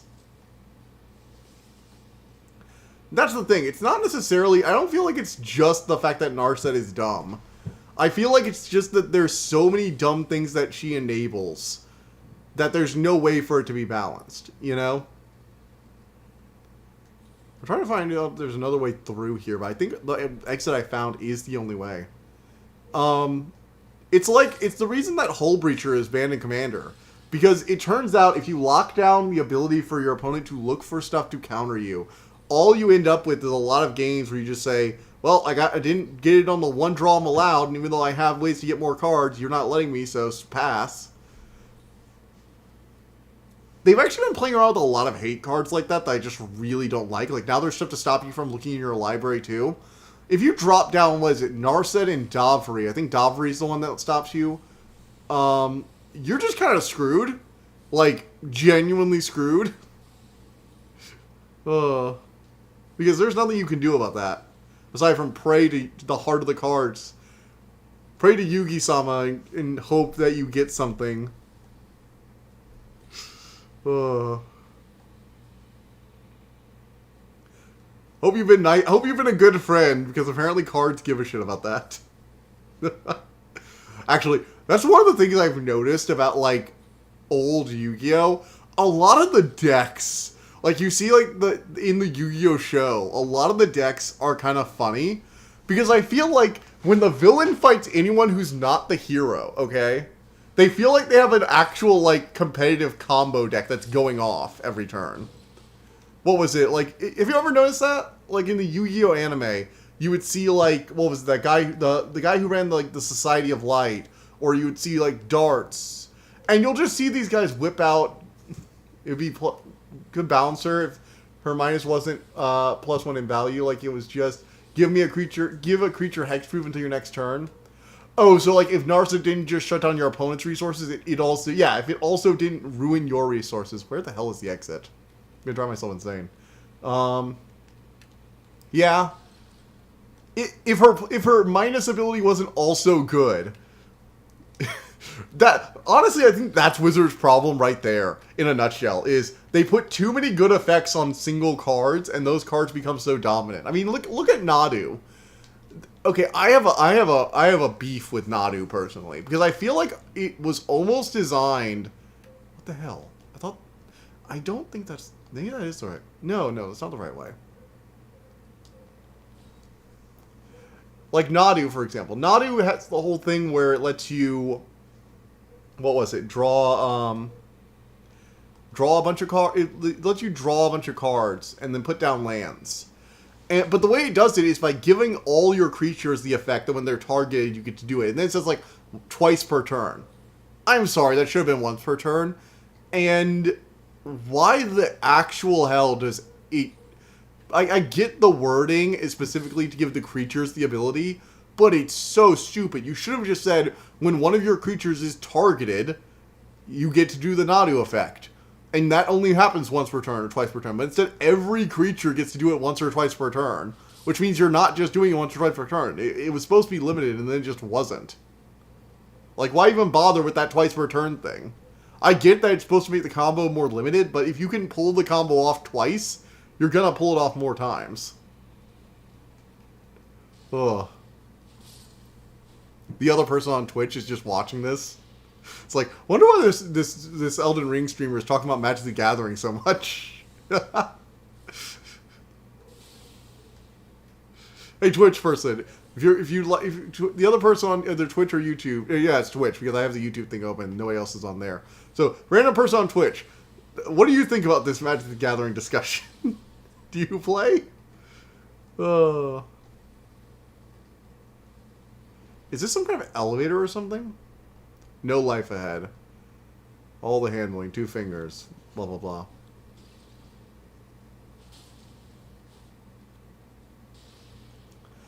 Luckily, I don't really play Modern anymore. I played for a while. I still have my Heart and Scale deck, but I haven't really been updating it. I've mostly been playing Commander. Because I'm like, I just want to chill. Just want to enjoy some Commander games. And not be too serious about everything. Oh, there they go. There they go again. Barking and barking and barking. Blythe is quite angry tonight.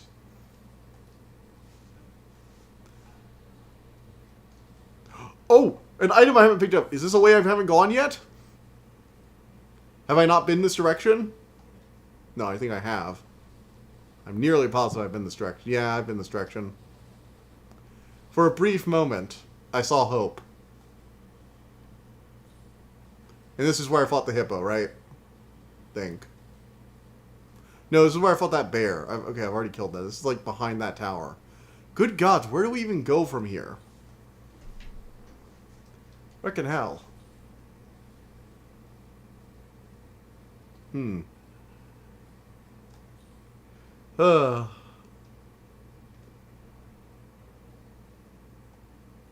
Oh, whoa, wait, can I make this jump? Okay. Oh my god, so I found a way down. Yes! Finally! I found a way down! Oh, wait, no, this is just down to the area I was before. Never mind. I still suffer. But I might be able to hop down further.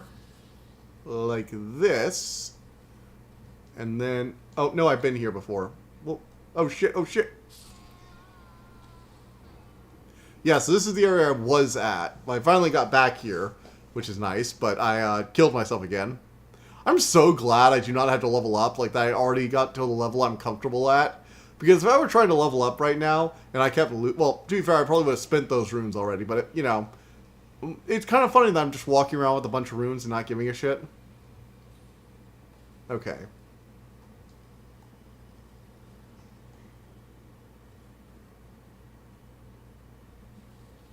Alright, so we can hop down here and don't have to go through the tower. That's nice. What's this over here? Did I go through here? Yeah, I've gone through there. This temple area, or whatever it is, that inside place, it looks the same. Like, frickin' all those rooms I get twisted around in. There's the room with all the scorpions. There's the room with the statue. And basically everything else in between kind of looks the same. Okay. So we just have to not kill ourselves. That is a weird statement to say, but it is something I say often while playing video games. Alright, we're nearly down. There must be another way of jumping down here, so let's look for it. Look for another ledge or something.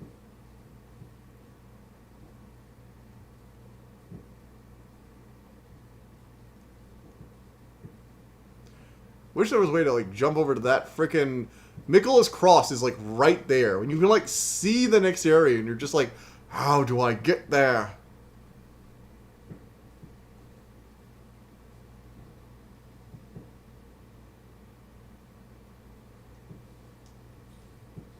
Oh shit, that was risky. Didn't mean to do that, but I kind of got into a weird position with my horse. Alright, let's hop off my horse for now. Let's see. What do we have around here? Zoop. I can't make that jump. I know I cannot make that jump. However, could I make that jump? It wouldn't matter because it looks like that's not as... Yeah, we're not as close as we were over there, so I don't think it would matter. Ugh. Oh, there's an item we haven't gotten yet. That's somewhat of a good sign. For some reason, people really like turtles in this game. There's also the Turtle Pope. There's a turtle and a Pope hat, and we all love him for some reason. Maybe because he's one of the few NPCs that's not completely freaking insane. Or hopeless. Or ends up dead. He's just a turtle pope. He's a pope turtle for the Golden Order. He's in charge of the church when Renala and Radagon were married. And that's his entire deal. He teaches you about sorceries and incantations and is accepting about all types of worship. And it's just like, oh, the most chill NPC in this game is the goddamn talking turtle in a pope hat. Quite frankly, I love fantasy and fiction because you could just say the most ridiculous statements that, out of context, would sound like complete and utter gibberish, and they somehow mean something. I love it. And I still haven't found the gate, so I don't really know where to go from here. Should I explore more areas, perhaps? Come back to this at a later point. Perhaps. Perhaps we shall.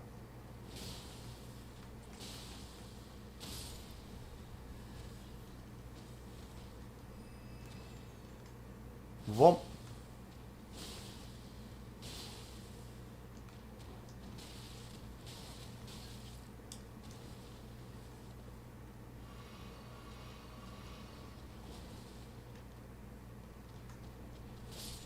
Kill him! Also, apparently there's a strength bleed weapon that is the most, like, broken thing ever, from what I've heard. Oh, hey, what's this? Nice runes. What are you doing there, little guys? Not that many runes, only like 20,000. God, the difference in scaling in this game. I just said 20,000 runes wasn't a big deal. It's like, younger me would have... the me from earlier in this game would have some words about that. You heard me saying such things. Yeah, I'm gonna go find another area to look through because I don't really know where to go from here.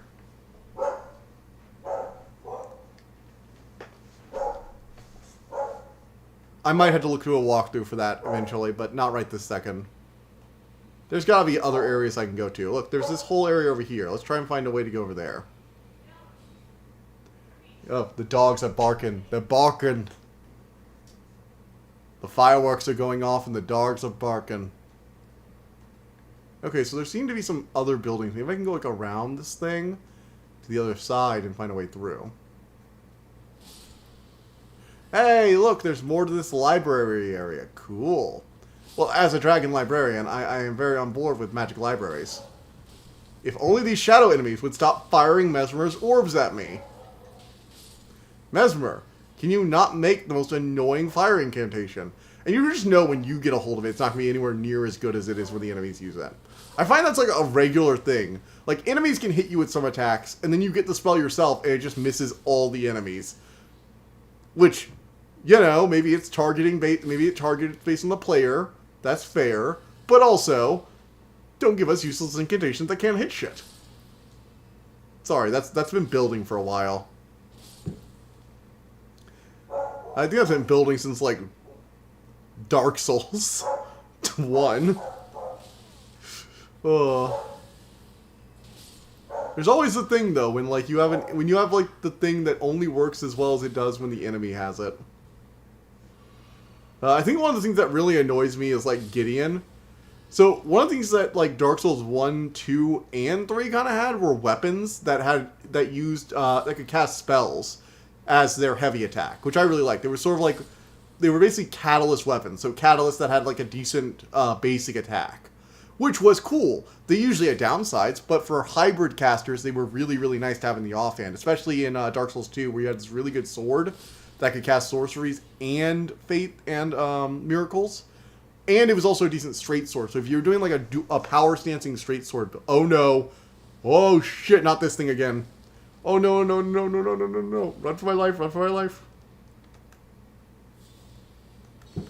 Blessing. Bow. Protection. Yes, I am treating this like a goddamn boss fight because that thing utterly wrecked me last time. No, I didn't mean to drink the health one.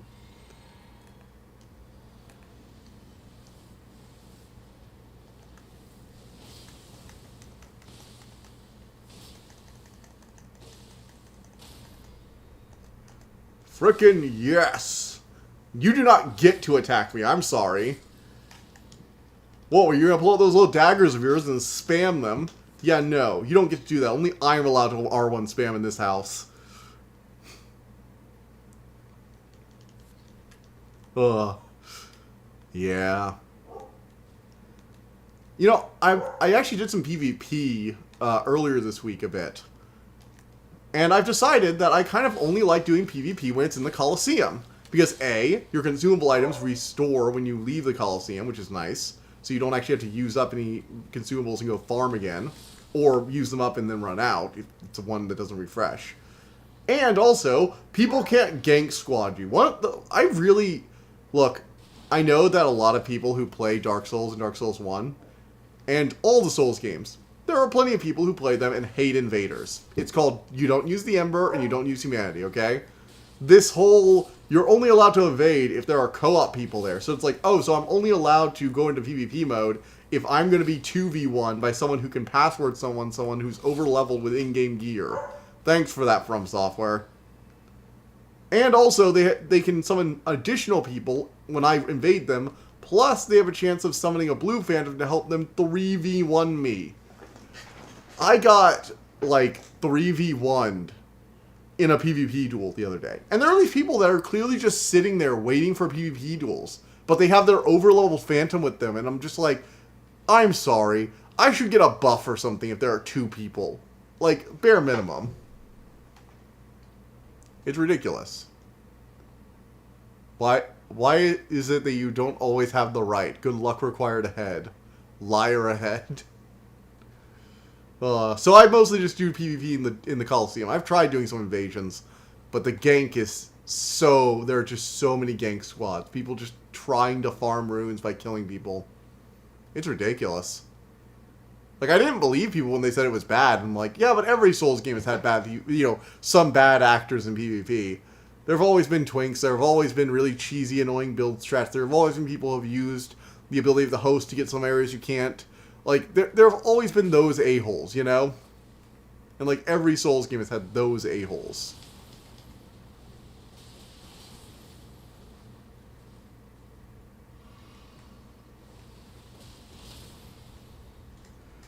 But man, it is really stacked against the PvP invader.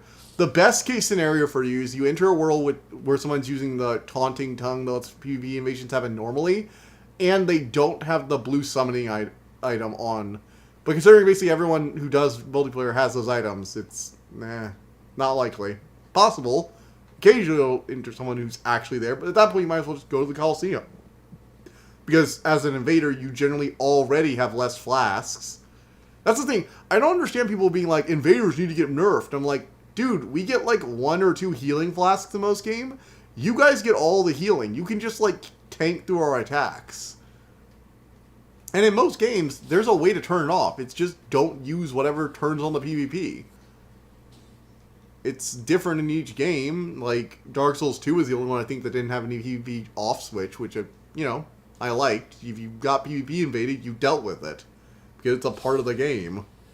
Or you don't, and you play on offline mode. But then they're like, well, I can't summon. It's like, oh, so you only want to use the beneficial multiplayer requirements. You don't want to use you don't want to play any risk-reward with multiplayer, I find. And again, I don't have a problem with people who summon and then go through the area to the boss. But a lot of people are literally just like 2v1s. They'll sit there. They're clearly waiting for me because they have weapons designed to take advantage of this shit. And I'll try and go up to them and I'll just freaking die. It's harsh. It hurts. It is painful. Actually, there was this really cheap shot the other day. Basically, right as I got summoned, I saw the people in the center area, right near like the Grace. And there was this elevator, so the place in Liurnia. I'll go and turn off the dog thing because they're being quiet again. But there's this elevator there. And so they went up the elevator right as they saw me approaching. They literally saw me. They were waiting there. As soon as they could see me, they ran over there into the elevator. And what happened was quite funny. It's because I thought, hey, these are probably just normal people. Maybe they were going to the boss, or maybe there's no reason because there's no boss between this Grace and the next Grace, but whatever. It's actually a really short run.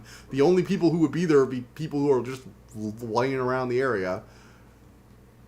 So I go up the elevator, I bring it back down and go up. As the elevator just starts to reach the lip, I hear the horrible sound of a weapon art, and I start rolling because I can't see anything. And the next thing I know, this guy is activating the weapon art of the guy who, to balance the -1. Oh, that guy who was the summon, the overleveled summon, who was clearly overleveled. Because he had the weapon you get from the soul of the final boss of the game. And he used its weapon art, which I wasn't expecting, because why the hell would I be expecting that? I'm playing at level 30. And I immediately get wrecked with holy damage that's in a gigantic wave form. Before I even see him, and I'm just instantly dead. And then the host dropped a poison pot on me, and I'm just like, what? Do you proud of yourself for that? Are you proud that you matched the level 30 character with the in-game boss's weapon art? Like, why do people do that? At least level, like, when it comes to twink builds, I actually find twink builds less annoying than this stuff. Because the overlevel phantoms are actually, you know, just overleveled. They use the password summoning feature to bypass the level restrictions. And personally, my thought is that if they have an overleveled phantom, they should be unable to swap the password until after they dismiss all co-op stuff. So, like, if you're doing a password summon, you should be locked. You should not be able to change your password while a summon is activated. I think that would fix the problem entirely. Because that way, if people wanted to use their, you know, summon their friends to play the game with, fine. But I don't want to invade people who are summoning without a level restriction. So just only allow me to invade them if I also have the same password. I think that's like a really easy fix, and I don't know why FromSoft hasn't done it. I'm just not sure why it's like, oh yes, we need to allow the level 120 person to join the game. And I know they technically get nerfed a bit, but like, it's not necessarily enough of a nerf. And like, even if you nerf the damage of their weapons, you don't nerf things like FP amount, so they can still spam spells more than I can. Even if you could somehow reduce them, even if you could account for every possible build and perfectly nerf them down to the exact level they should be at, if they were able to use this stuff, they're still going to be able to use higher end spells, even if the damage is nerfed, and they're still going to be able to use in-game weapons that no level 30 build would have the stats for, and they're going to have the stamina. Even if their stamina and health are nerfed, and even if their FP was nerfed, which I don't think any of those are nerfed aside from the health HP, they would still have access to an equip load, so they can still wear gigantically heavy armor that I can't afford to wear, even if I had like the same style of build.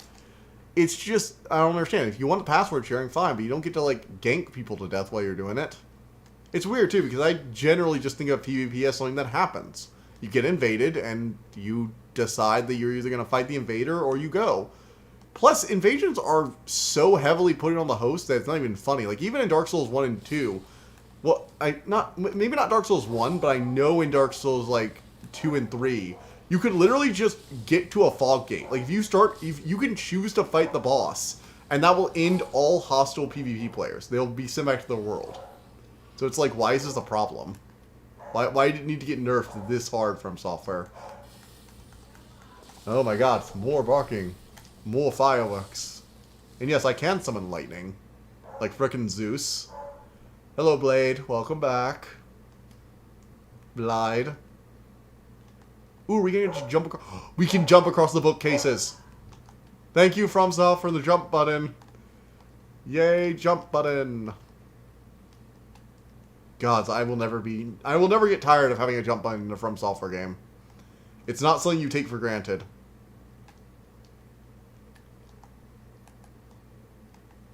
Okay, is there anything else I can do up here, or was this just like a fun place to jump to?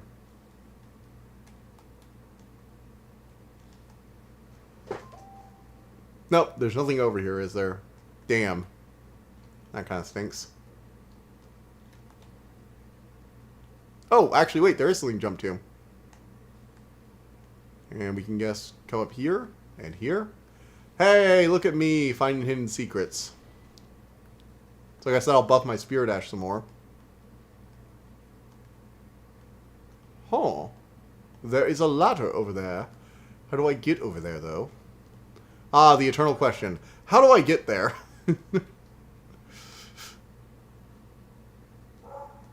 The reason these games have exploration. Let's not go down that elevator, because I feel like when I leave this area, it resets the enemies. I'm like 90% sure now.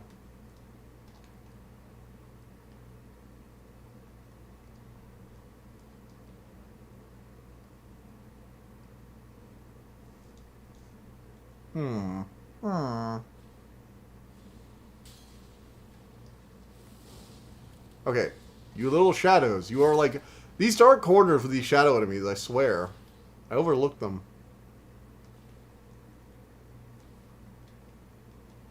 Vigor? Vigor question mark? Why? What would prompt somebody to put that there? I've never understood like the desire to have these like random messages everywhere. Then again, in Elden Ring, they actually have a benefit. I do like they incentivized it. Basically, if somebody rates your message positively, so if you say it's a good message, look, I just said be wary of left. That's a good rating. That's a good warning. There's an enemy around the corner. I'll give that a pass. And what that means is that person is online right now, and their character just got a health boost. They just got healed for a small amount of healing. It was a very minor way, but occasionally if you have messages left around, you'll just get randomly healed. I don't leave a ton of messages. I don't think this character has left any. Because I don't like leaving just beautiful view message spammed everywhere. I like to leave meaningful stuff if I can. Like if I run into a particularly nasty enemy. Like, really nasty. Oh, I could probably climb up this guy. Okay, here we go. Wait, let's see if I can get to that ladder first, and then I'll try calling up there. Is there anything else over here? Before we go over there? No, I think I've done this whole area, right? Yeah, so let's climb up there. Libs? What? What does that mean?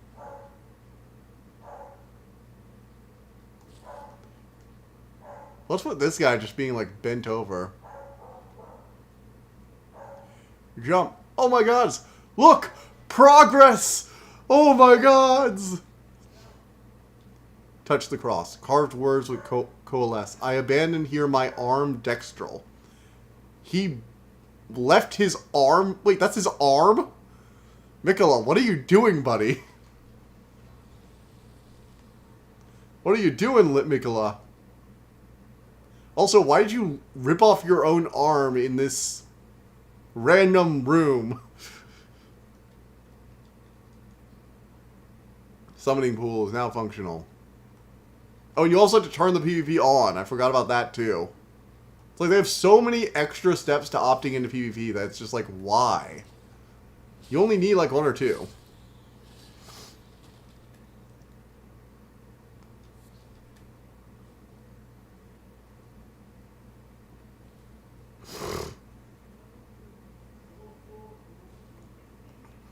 Okay. Whoa. Mesmer's followers are annoying as hell.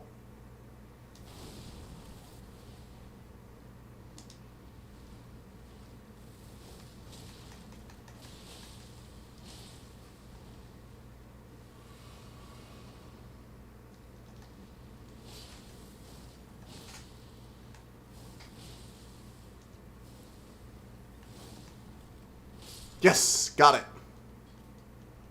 These guys are nuts.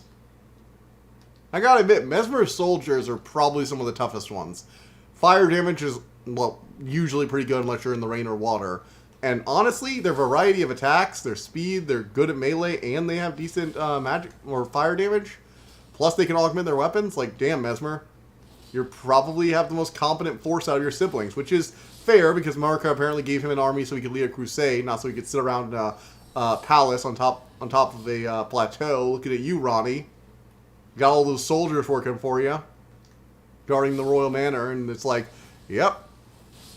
Well, to be fair, a lot of the still human things in her manor are spirits, so she probably enslaved them using that puppet guy. What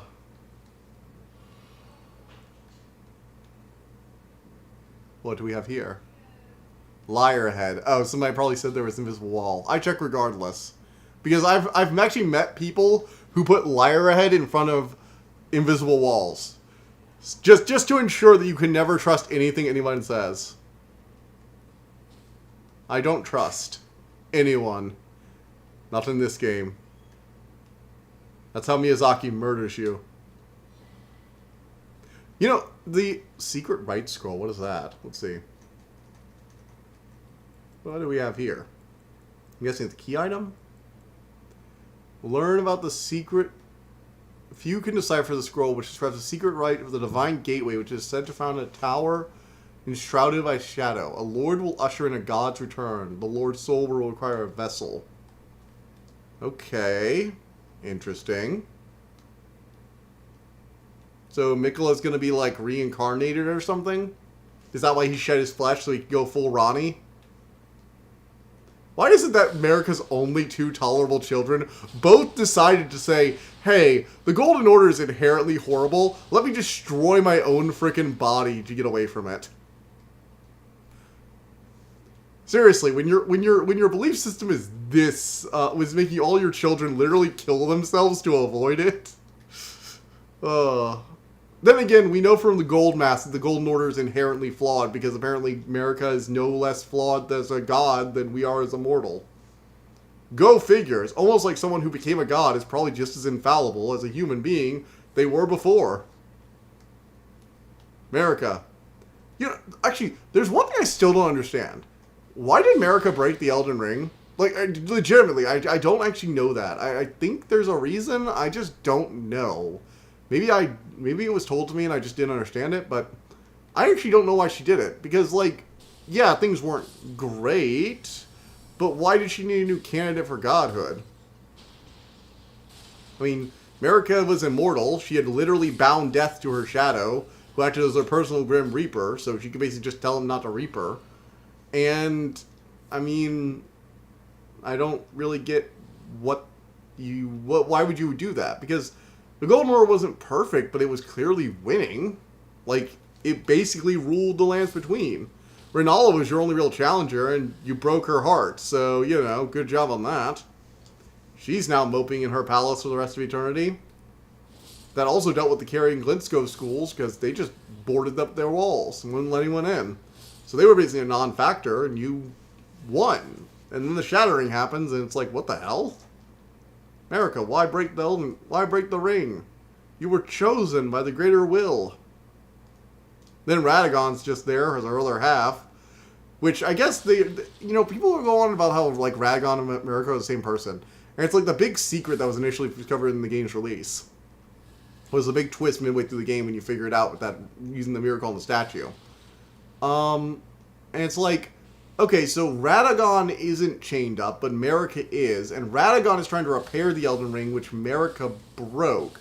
So are they just, like, different aspects of the same person? Like, I've never really understood that, because if Marika and Radagon are the same person, and Marika broke the Elden Ring for a reason I still don't really understand, then why is Radagon trying to repair it?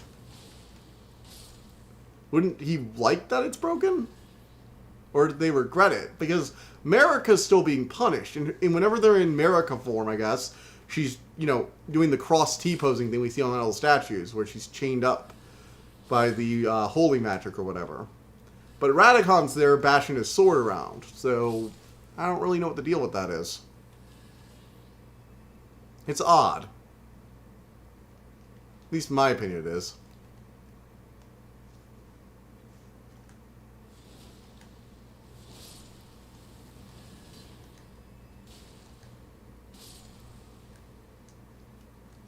Okay, you need to die. As do you two. There we go. Look, I'd like to look through all these scrolls, and you guys spamming fire in a library is very rude. Do you know how flammable all this paper is? I'm sorry, this is just like zero respect, he says, while bashing the desks. Look at these people. Zero respect for the flammability of parchment. All these fire casters inside this paper room. Look at all this paper. Mesmer, you are a horrible person. You would encourage your people to cast fire incantations near this? What is wrong with you?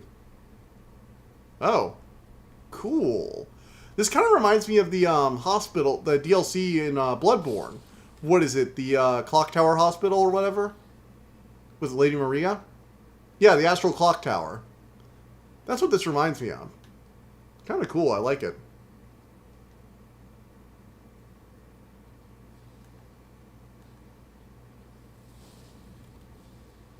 Wait, is somebody talking?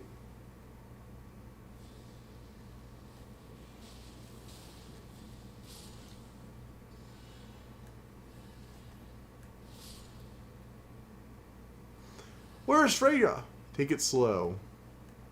I don't think that's Freya. Nope. Sounded like it was coming from that direction.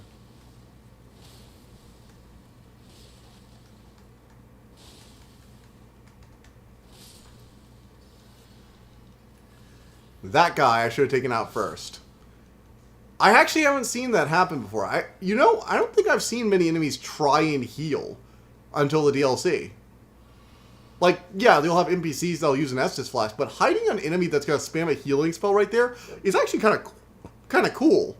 I wish they did that more often. That's actually a pretty cool and interesting trap. Because you mistake him for one of the many sorcerer casters who are just going to do that spiral thing underneath you again for the 1000th time. But it turns out he's actually going to spam healing magic. I don't like it. It was, like, really annoying. Because I was like, I nearly killed her with my combo. And then she just, regenerated. But it was actually good design. Because it was a really cool trap. You should pay attention to all the enemies around you, this game says. And I'm running out of healing flasks, which is something I'm actually starting to worry about now. This game does not have the same degree. I'm going to Blessing of the Erdtree so I can keep myself topped off. Well, that makes sense of this jumble. Oh, and I do that right... See, I keep running out just as I reach the Grace because I'm just that good. Mm-hmm. Hello. Hello, Freya.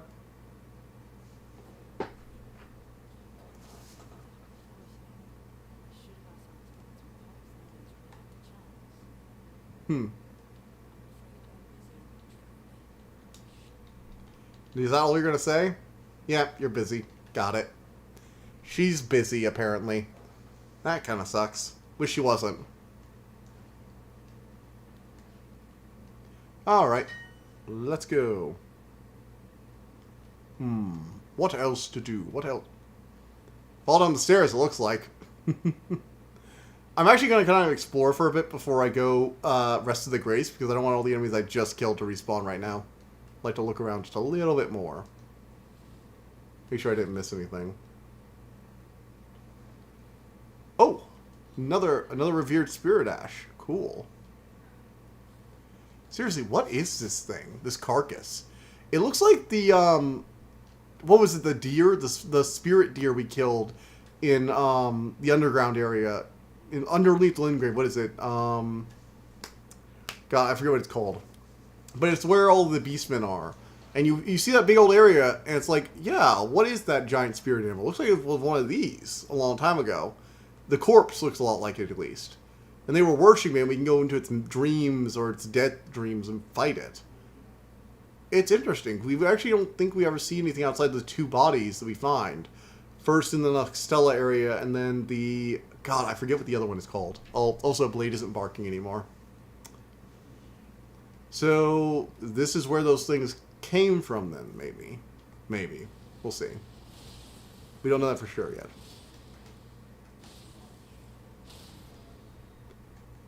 Get criticaled.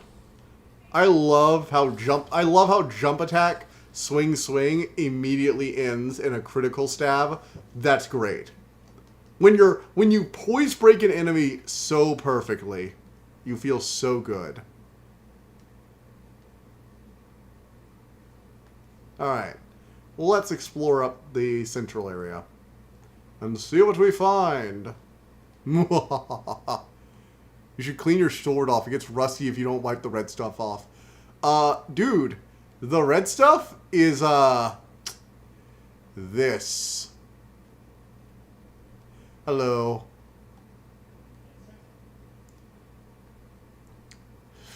Yeah. It's writhing pieces of human flesh. I pulled it out of some guy's internal organs. Using his soul. Isn't that great?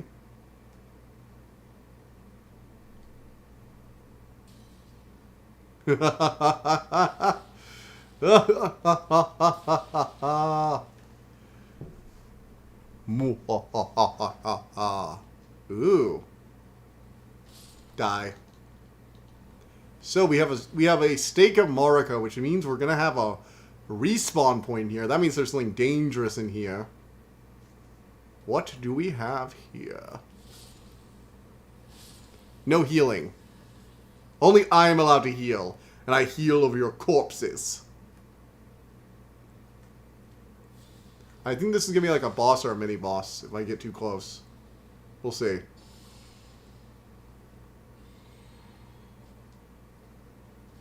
Whoa! What the actual frick? Okay, that is like super annoying.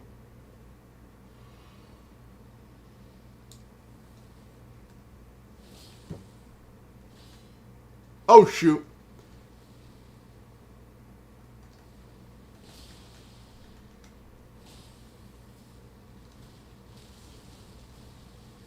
Oh my. Okay, he's just not gonna let me heal. Frick, frick, frick, frick, frick, frick, frick, frick. I should have activated protection of the Erdtree. Do it now, do it now, do it now. Okay, come on, come on, come on. Alright, move, move, move, move, move. Blasphemous Blade. No, I can't get it off. Frick. Frick, frick. When one enemy challenges you more than most of the bosses. Oh no. Oh no.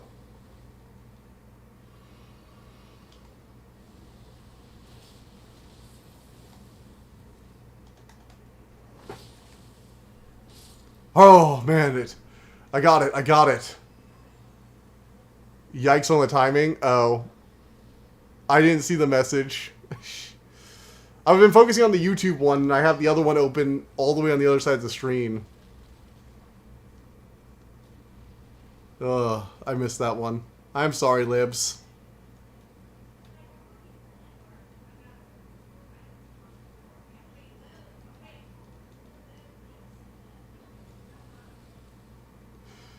Ugh. He's still there, according to the, I think according to that. According to Twitch, he still says he's still there, so... I do apologize for the bad timing. I wonder if there's actually anything behind here, or it's just another area. So, like, is there a boss in here, or... Oh, a cutscene! Cool! Let's see what we got. Huh. It's very dark in this room. I wonder if there's anything we can see in here. Like, what could we... Oh. Oh, mongrel? Okay. Oh no! It's the title character of the entire DLC! I just found him randomly! Also, not a fan.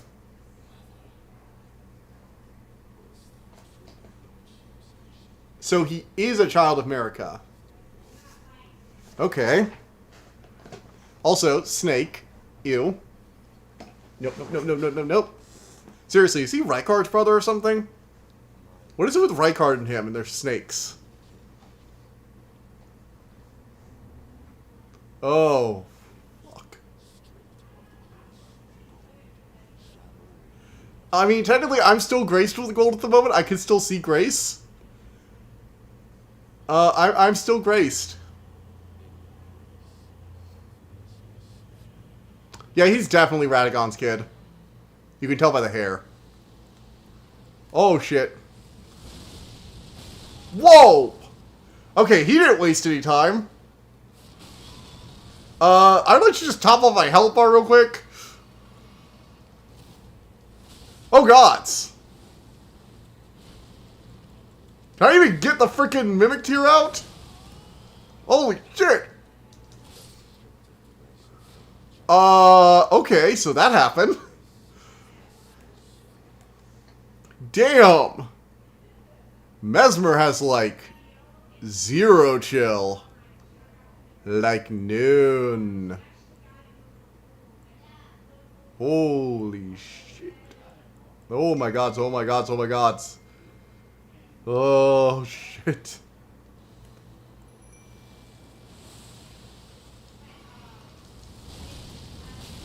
Woof. Well, I managed to get Mimic here off this time.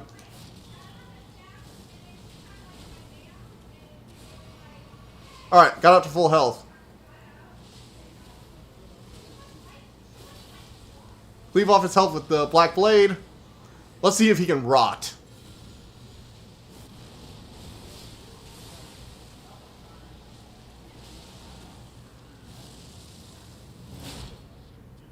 Holy shit. Wow. Well, he can rot. I just have to not get stabbed when I'm rotting him. Oh my. That is brutal.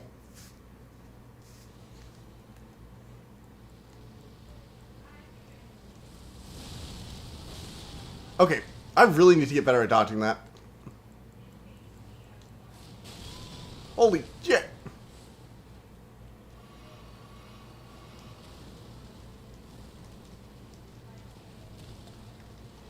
And of course we have to be a fire boss, right? Oh god. Yeah, this is gonna be my Melania. Okay, can I sleep this guy?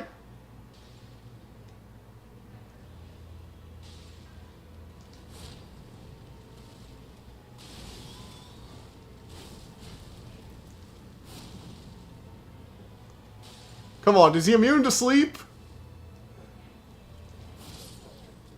Yeah, I think he's immune to sleep.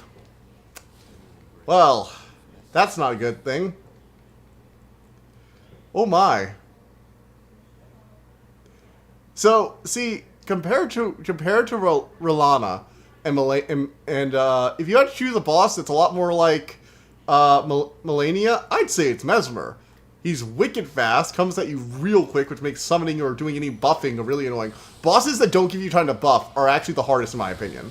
Because you can buff your way out of almost anything if you have the time in this game.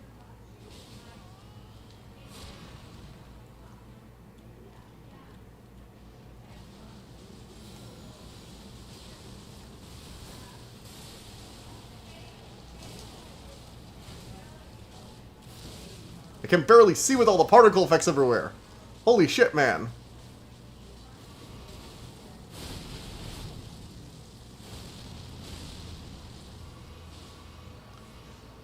Alright. Protection for the Erd heal. He has way too much fire damage for me to not. Okay. Lightning, ice lightning maybe? Oh right, he's invincible during those frames. I should not be doing that. Good gods, man! Get over here. Ow! That piercing damage hurts so hard. He's like he has almost like the magma attacks at the end of his blows. Oof. Oh my. Yeah, I can see why this guy conquered the entire Shadowlands. Like, holy shit. Like, how do you even stop that?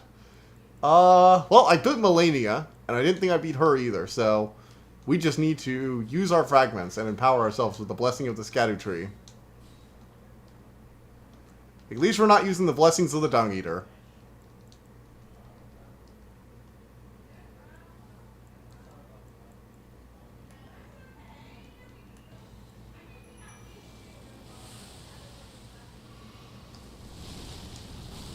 Alright, time to roll finally. That's good. Ow. Alright, I need to just learn these timings.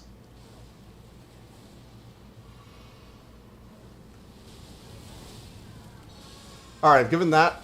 And Golden Vow. And yes, I will have to do this in the middle of combat. Thank you, Mimic Tier.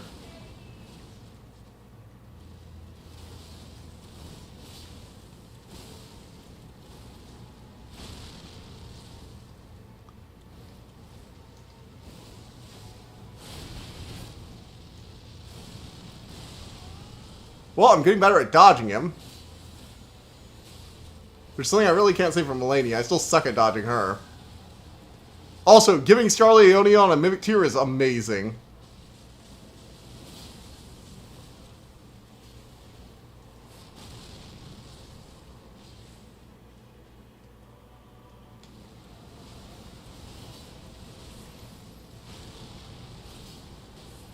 Hey, Mesmer, over here, buddy.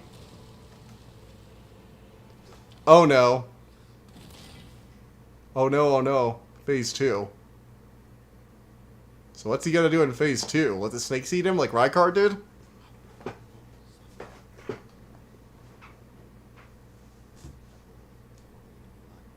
To be fair, I did consort Ronnie in this playthrough.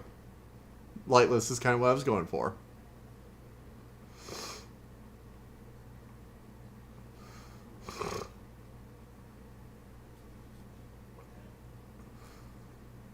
Huh? What are you... dude? What are you doing with your eyeball? Oh!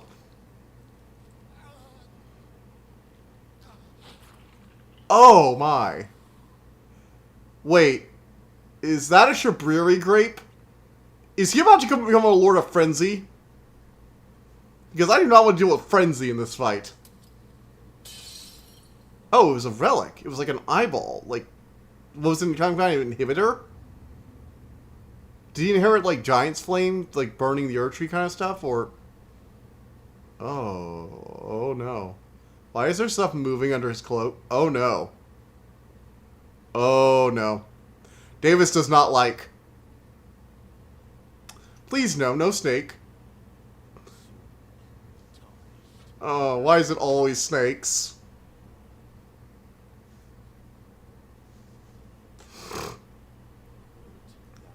Did his snake fuse with his... Wait, is his snake fused with his body?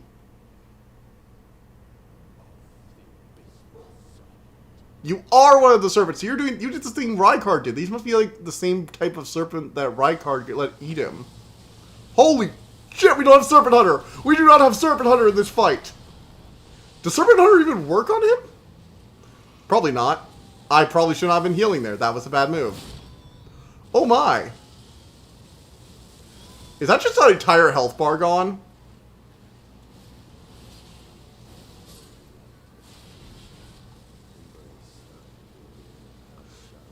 Classic From Software. Hey! We've gotten to the next part of the game.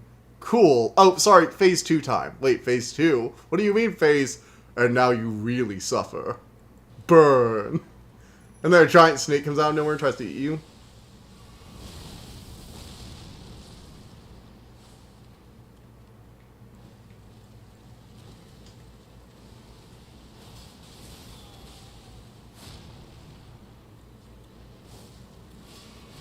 Ow. Stop trying to heal until you actually get a proper opening. You have Mimic Tear for this.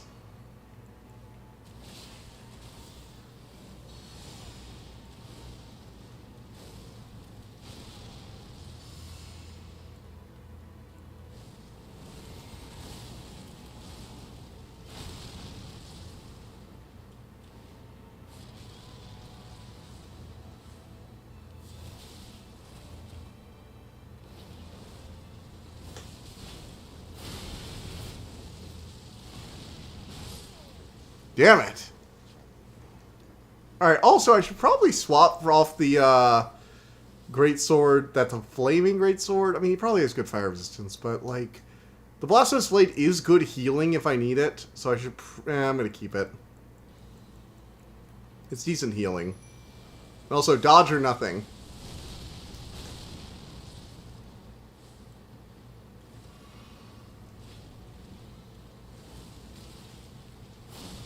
Ow.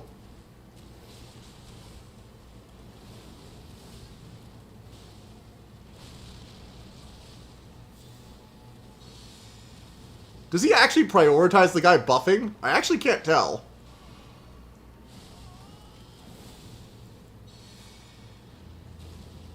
Golden Vow, and then that. Alright, we have our body buffs.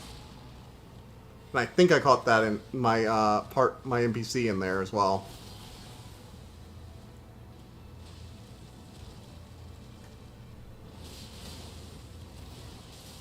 Ow, the lava after effects are really screwing up my dodging. I have gotten really good at dodging that attack.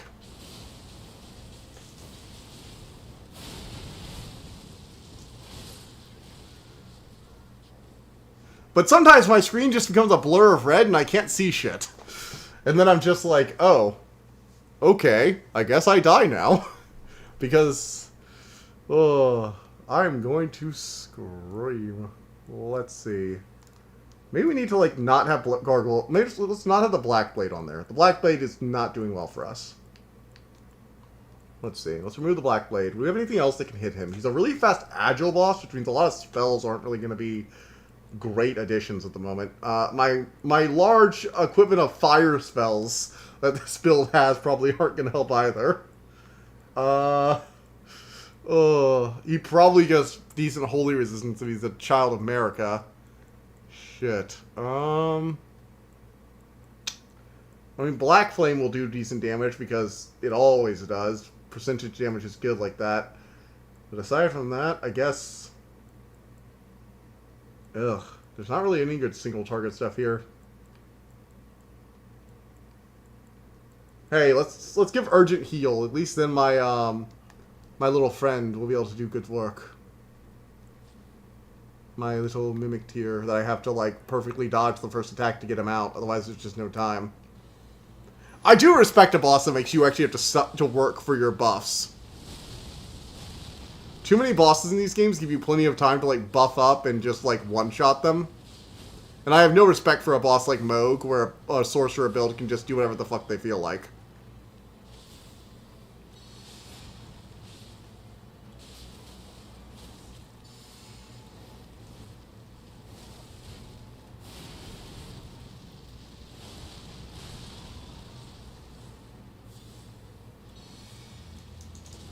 And that was a mistake. Like a huge mistake. Like that, Chili Davis, what the fuck were you doing?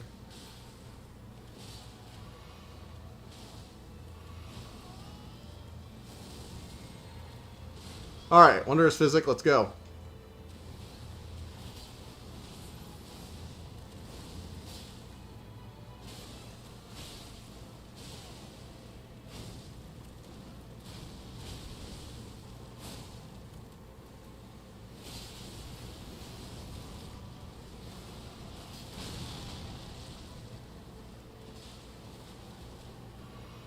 Alright.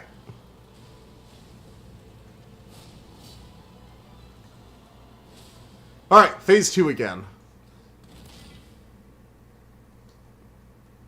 Honestly, considering he's resistant to my main weapon, this is actually going pretty well. Alright, we've seen this before. Let's just get straight for the fight. Holy shit, that fire attack is massive. Hey, Mimic Tier, I could use your help right about now, buddy. Yep. The biggest problem I have with phase 2s, with that completely changed the moveset like that, is that I have told her a whole set of new timings in a short little burst. Not a fan of that, actually.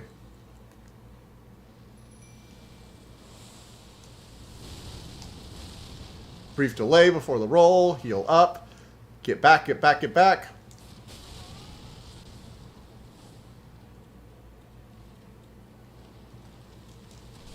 Okay, do not do that. Run away, Davis.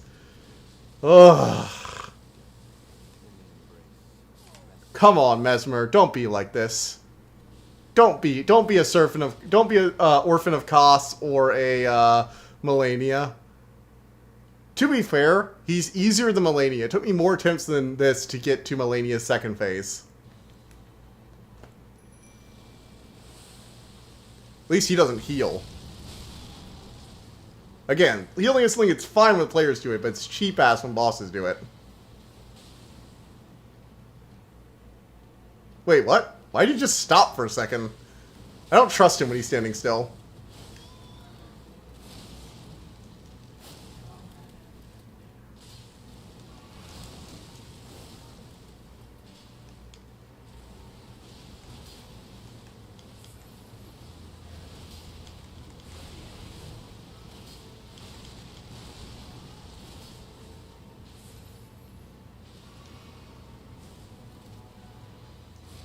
Ow! I completely miss the timing every time he does that attack.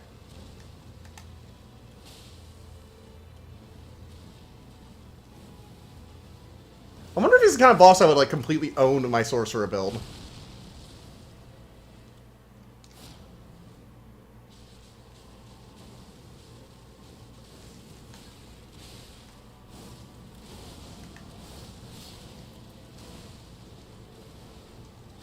Ow! Ugh.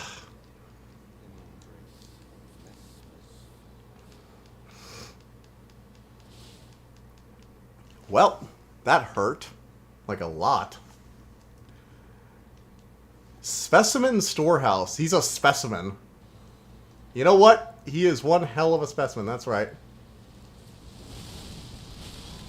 Ow. Well, this is basically dead now because I didn't even get my... Well... I will have this attack timing down soon. Okay, maybe I have time to... No, I do not have time to summon the Mimic Tear at all. He is not going to give me that time.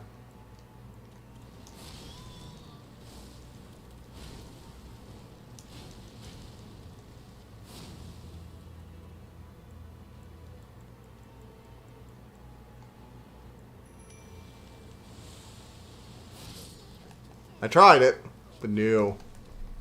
If you don't get the Mimic Tear off in the first few seconds, you're basically screwed. Yeah, I have to switch my weapon to something else. It has to be. I'd have to go Holy and see if that does better damage.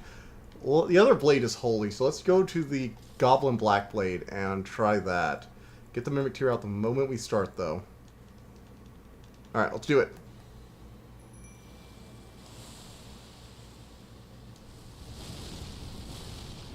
Alright, we can dodge that. Have a slight delay. Gargoyle Black Blade, percentage damage is always nice.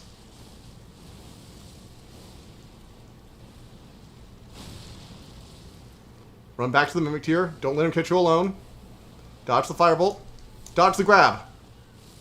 Thanks, Mimic Tear. Give me a few seconds to...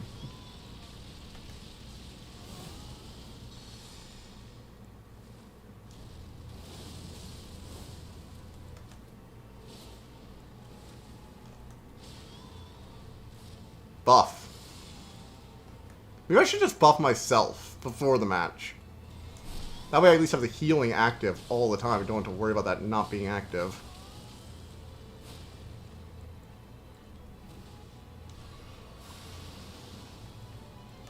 Let's see if lightning damage does anything.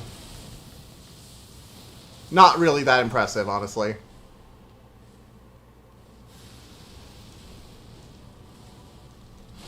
Ow. Pierce damage really hurts, not gonna lie.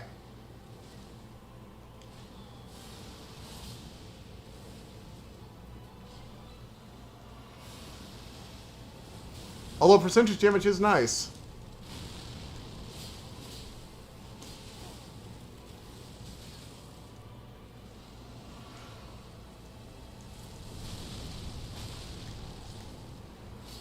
And I didn't make that attack right.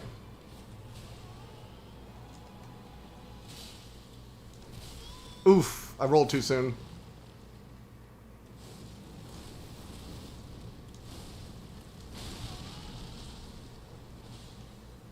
Well, I'm gonna die immediately to the Serpent, looks like.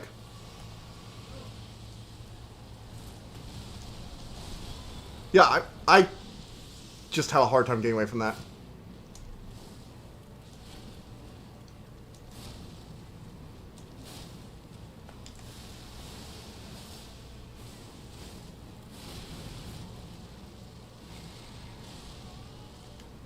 And I only have Urgent Heal on me, but hey.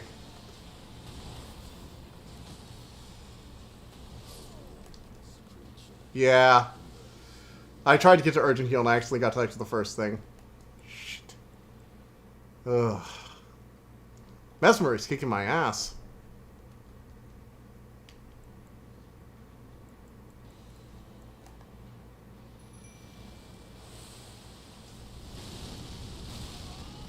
Maybe I just need to give up on buffing.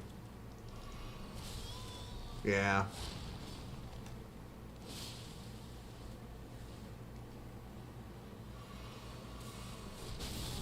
Ow. If you see, every one of his moves is designed... Like, it feels like every one of his moves is designed to catch you if you so much as dare to try and heal in his presence. I think this is doing slightly more damage than the Blasphemous Blade, though, so that's nice.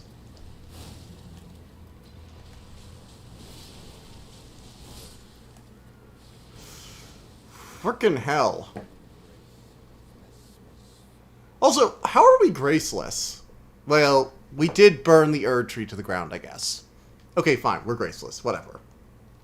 I guess we're graceless. Mesmer.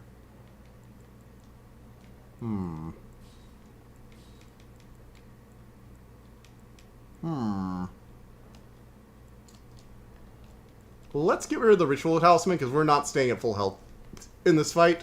So it's not like it actually does anything. Oh! Yeah, that would probably help a little bit. Getting some extra fire resistance would probably help.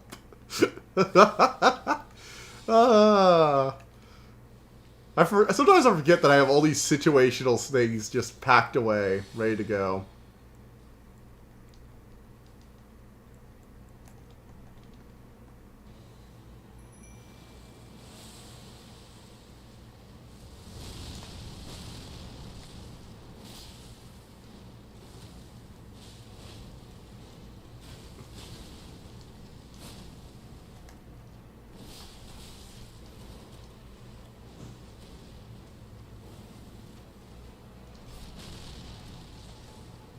I keep misjudging that jump.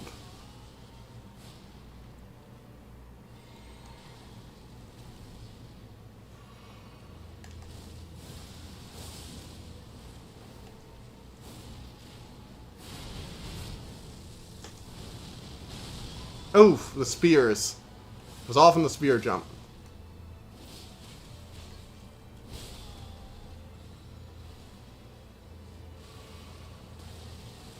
Oh, are we rotting him? Is he rotted? No, he's not rotted. I think it takes more than one Scarlet Ionian. I don't think unless the NPC... Yes, Mimic Tier. Do it! Rot him away! Yes, he's rotted. I just have to stay alive.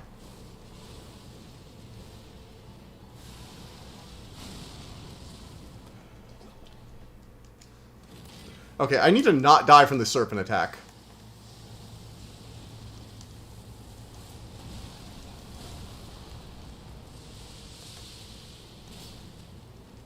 Oh my god! No!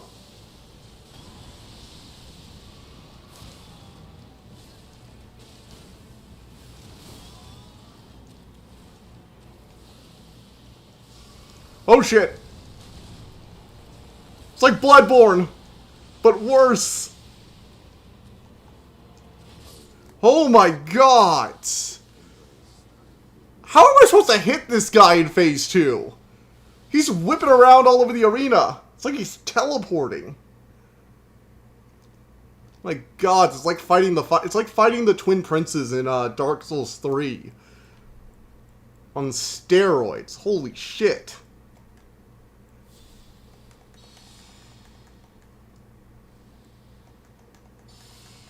Ugh.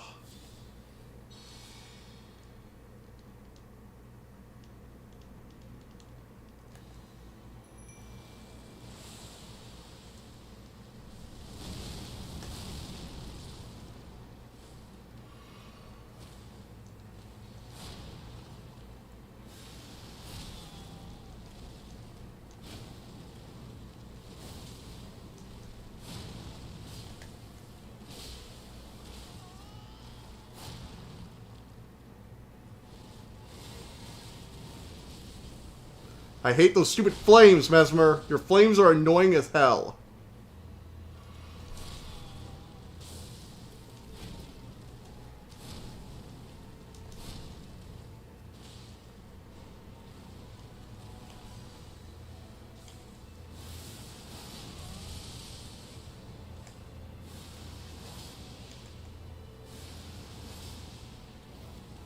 Going for the corpse wax cutter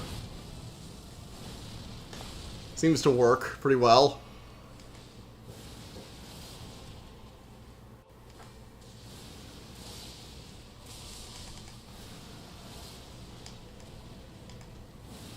Wonder if a bleed build would be as good against him as it would be against Melania.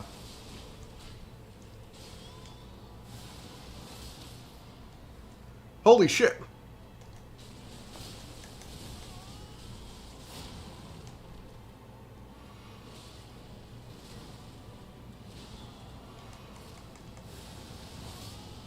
Oh my gods, we got it.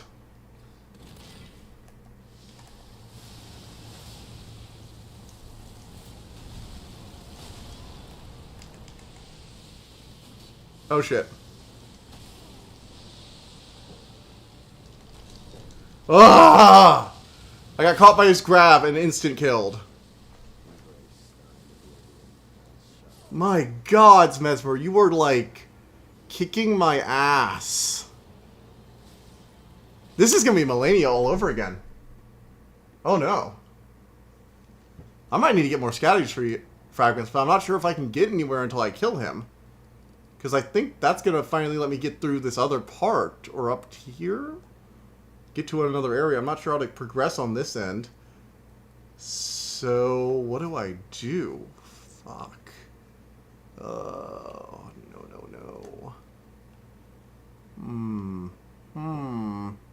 Maybe I can head down here, through this river area to get to this next segment, maybe. But I'm not sure how I'd go about doing that. Oh, and I forgot to buff before entering the arena. Oh, I'm fucked this round.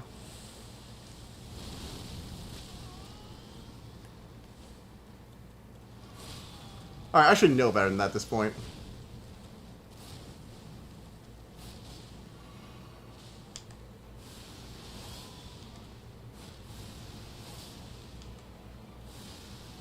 Benefit is this uses the same black flame stuff. So it's... Oh, fucking hell. That's the thing. My buffs only last about, like, 30 seconds to, like, a minute for most of them. A few of them last, like, 120, I think. Once they run out, I'm basically just as weak and frail as a newborn babe. Yeah, I'm gonna leave Mesmer for a bit later. Benefits of this is that it's not the only way I can progress the game at the moment. This is like a church area, right? There's gotta be some stuff over here. Let's just leave him alone for now. Holy shit. People are talking about Renala, and I'm like, Renala I beat in like 3 attempts. Mimic Tear was there, obviously. It would have taken me a bit longer without the Mimic Tear, but her moveset was much easier to dodge than Mesmer's. Mesmer is a freaking monster. Like, I believe this guy wiped out this whole place. Also, he has a serpent theme, like Rykard. Well, Rykard fed himself to the god-devouring serpent. I wonder if Mesmer has, like, another god-devouring serpent thing. It would depend, I feel like, on where on the timeline he is, right? Because if he's after Rykard was born, then it's potential, like, that he could be a contemporary of Rykard after he became a blasphemous one. A blasphemer.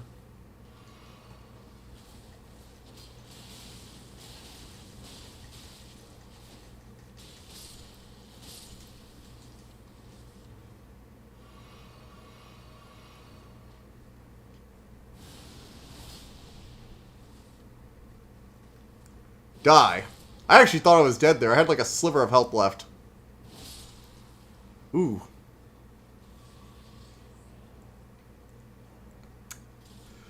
Well, gotta say, Mesmer, you are one tough bastard.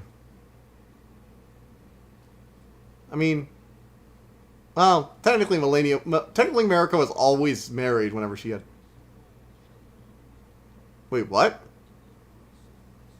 Wait, what's going on here? Oh, hey, it's a Fire Knight. So, your boss kind of pissed me off right now, so I'm going to go ahead and take it out on you. Does that sound good? Cool, I'm not asking your opinion.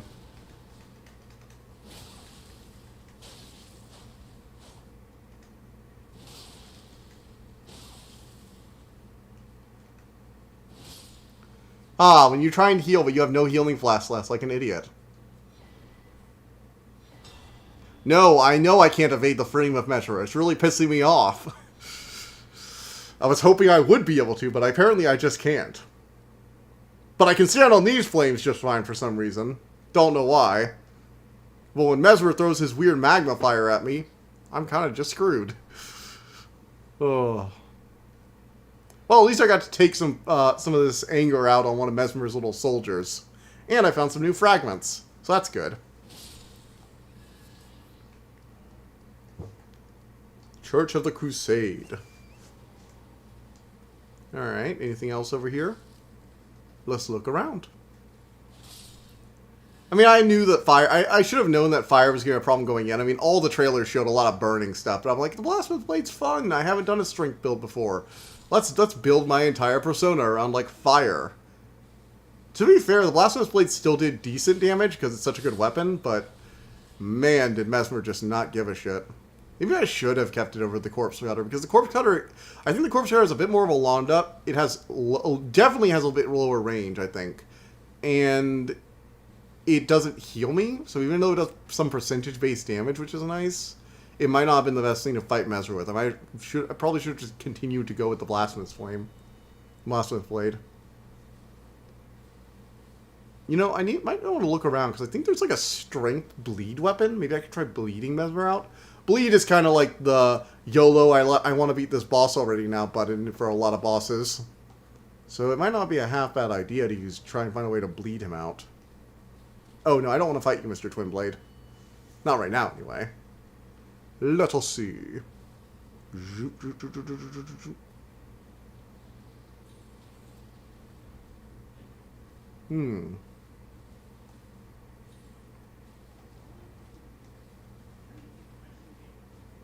Where am I?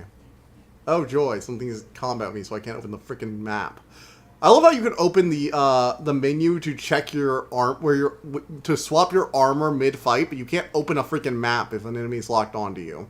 It's a little annoying. Not sure why they did it that way, personally.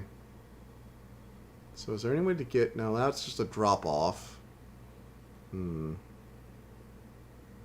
Oh, other direction. I'm an idiot. Right? Yeah, so it's over here, I think. So I think I can go down to the river from over here. And maybe I can find a different boss to bash my head against while I try and gather more fragments to make Mesmer's punches hurt less. To be fair, it's not even like he was doing an absurd amount of damage. I mean, for the speed of his attacks maybe, but as an in-game boss, I kind of come to expect more, to be fair. I think he was doing about what most in-game bosses tend to do to you. I am wearing pretty good armor, but the Raptor's Black Feathers, which gives me a lot of damage on jump attacks, which I use pretty frequently, even against him, are worth the drop-off, and I don't think it would be a major difference if I went... I mean, it's a lot more poise, but like if I went to like the Treason armor, for example, I mean, it's like another 10% resistance, I think, which is a lot, but I'm doing another 10% damage to my jump attacks, so... Oh, look, the Grace. There was more over here. Cool. Let us begin.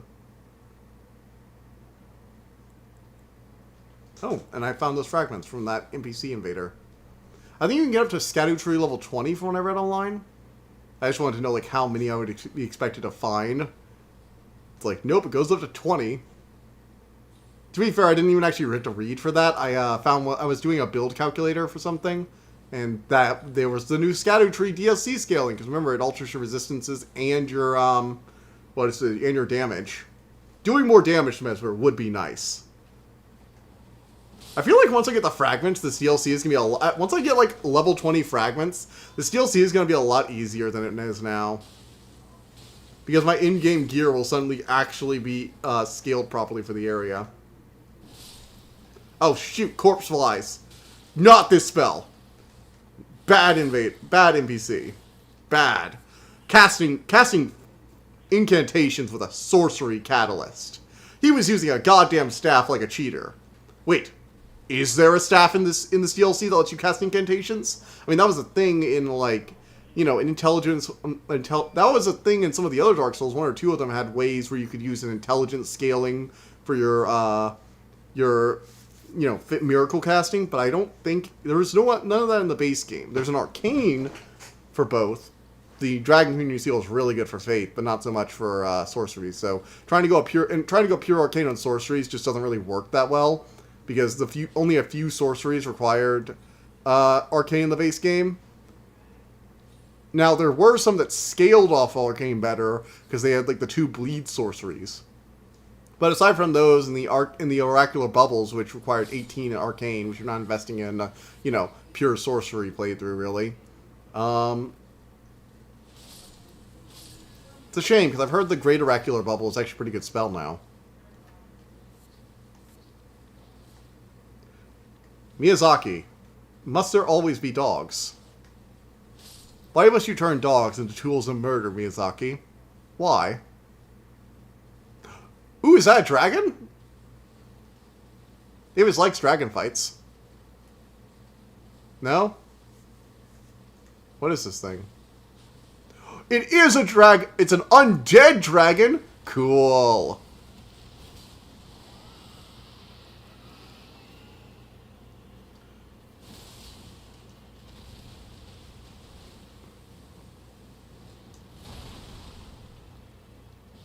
Ooh, you can see like all its organs.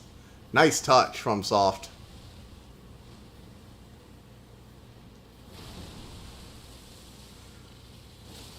Also, you know, damage is pretty good. Do a jump attack, get the critical. Wow. Compared to Mesmer, this is like a freaking walk in the park. Oh, have I spoken too soon? Yeah, I might have spoken too soon.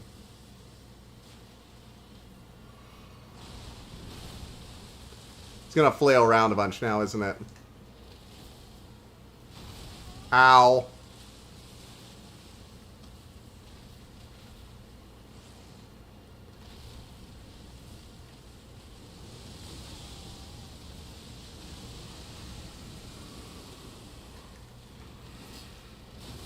Oof.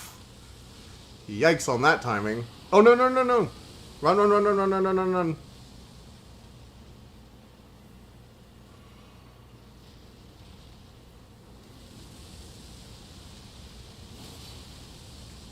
Davis gets 2 jump attacks off while you're stupidly roaring.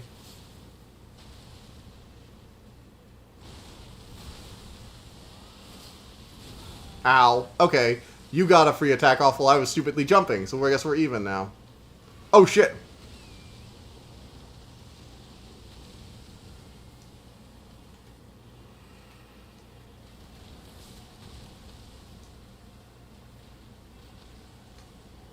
Into your face. Ha ha. Come on. Got it.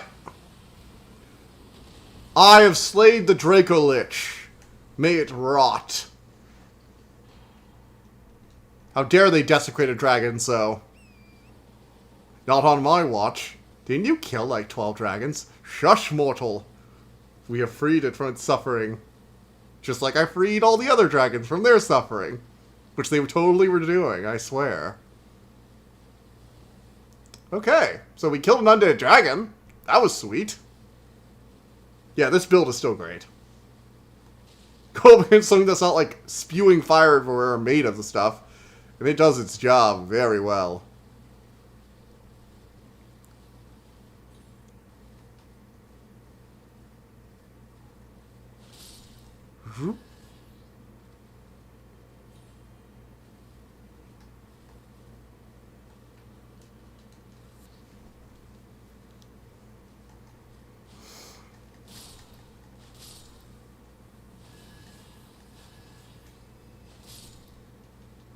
Horseback combat. For when you're too powerful for the enemies around you, you just want to kill things with one swing as you drive by. And then you swing a bunch of times because you're annoyed that one thing survived that massacre. And you'd also like to be able to use your map. Ooh, what's over here? There's like a body of water. Perhaps another dragon fight? Hopping up on my double jumping horse. No, it doesn't like get up that way. Okay. Well. Let's head over here so we can try and go down there, down to the river area. And once we do that, maybe we can actually survive this.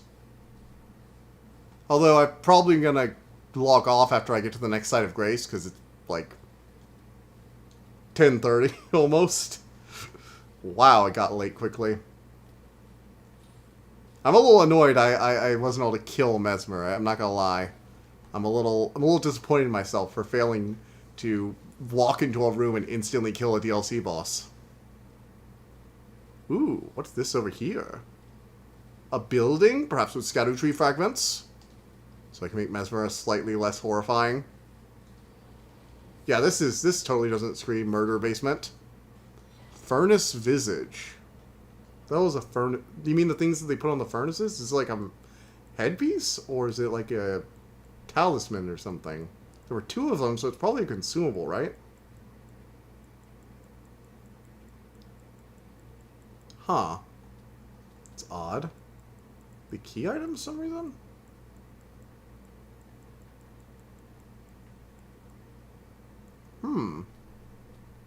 Oh, they have a latest tab, don't they?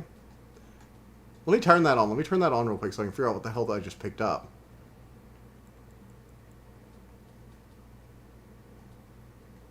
Where's the latest? Show recent items tab. There we go. Inventory. Recent items.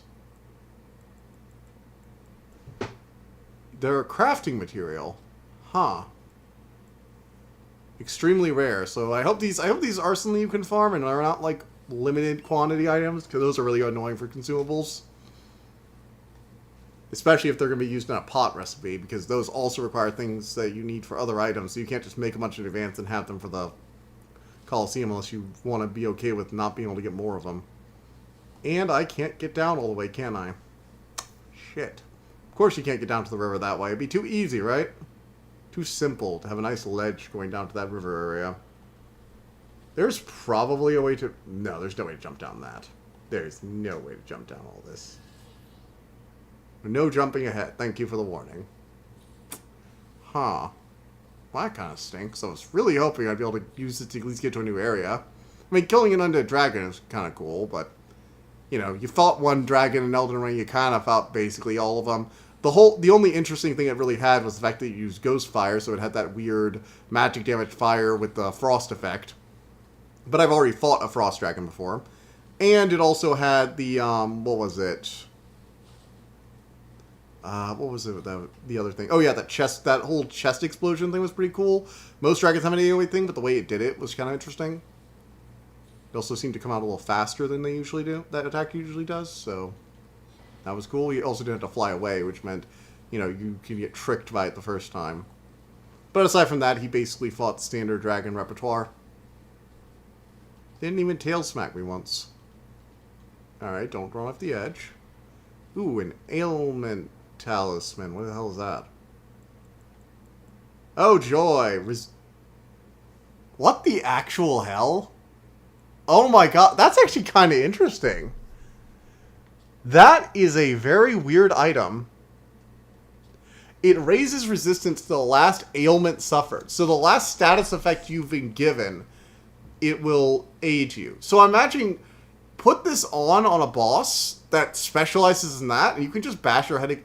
It's kind of nice, actually. I wonder how the stats are for it, because if it's something like that, it could be kind of interesting to see if the stats are good, because if it's better, but it's variable, and you have to proc it first, that could be interesting. I imagine going against Moog and using Seppuku, activating the bleed effect on yourself to get the white mask, getting persistence against bleed, and then just going in. Although, to be honest, if you're going to bleed build with Moog, you don't really need more help. Despite being a bleed-focused boss, he dies very easily getting cut up with a bleed weapon. But it's still a very interesting idea for a talisman. Wonder if people are going to start using that one or not. Probably not. Like, that's the thing with the DLC stuff. Even if the Status Tree fragments mean you can feasibly be a lower level when you come here and maybe find a way to get across it. Oh, this is the other, there's another set that does the same thing as this. I wonder if that...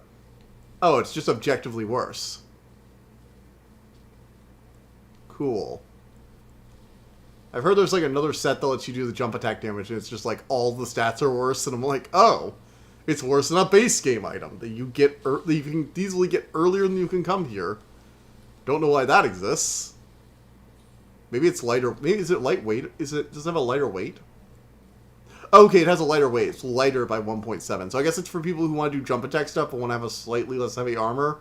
Which, to be fair, when every point of weight, your weight limit or equip load matters, 1.7 can be the difference maker for like an extra weapon or a talisman or something.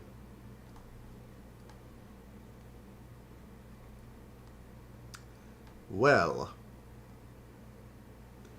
This map really is like, everything is so elevated, I can't tell. Okay, let's head back to the, I guess this one, and I think I'm probably going to log off at this point. Thank you for the one person still on Twitch. I'm not sure if it's Livs or someone else, and thank you for being with somebody. So, yeah. Okay. Well, it was fun, though. I think it was a fun night. I got murdered by Mesmer a whole bunch. Oh my god, so I spent 60 hours on this character. I just lost 60 hours. Anyway. I guess I will see you all later. Bye.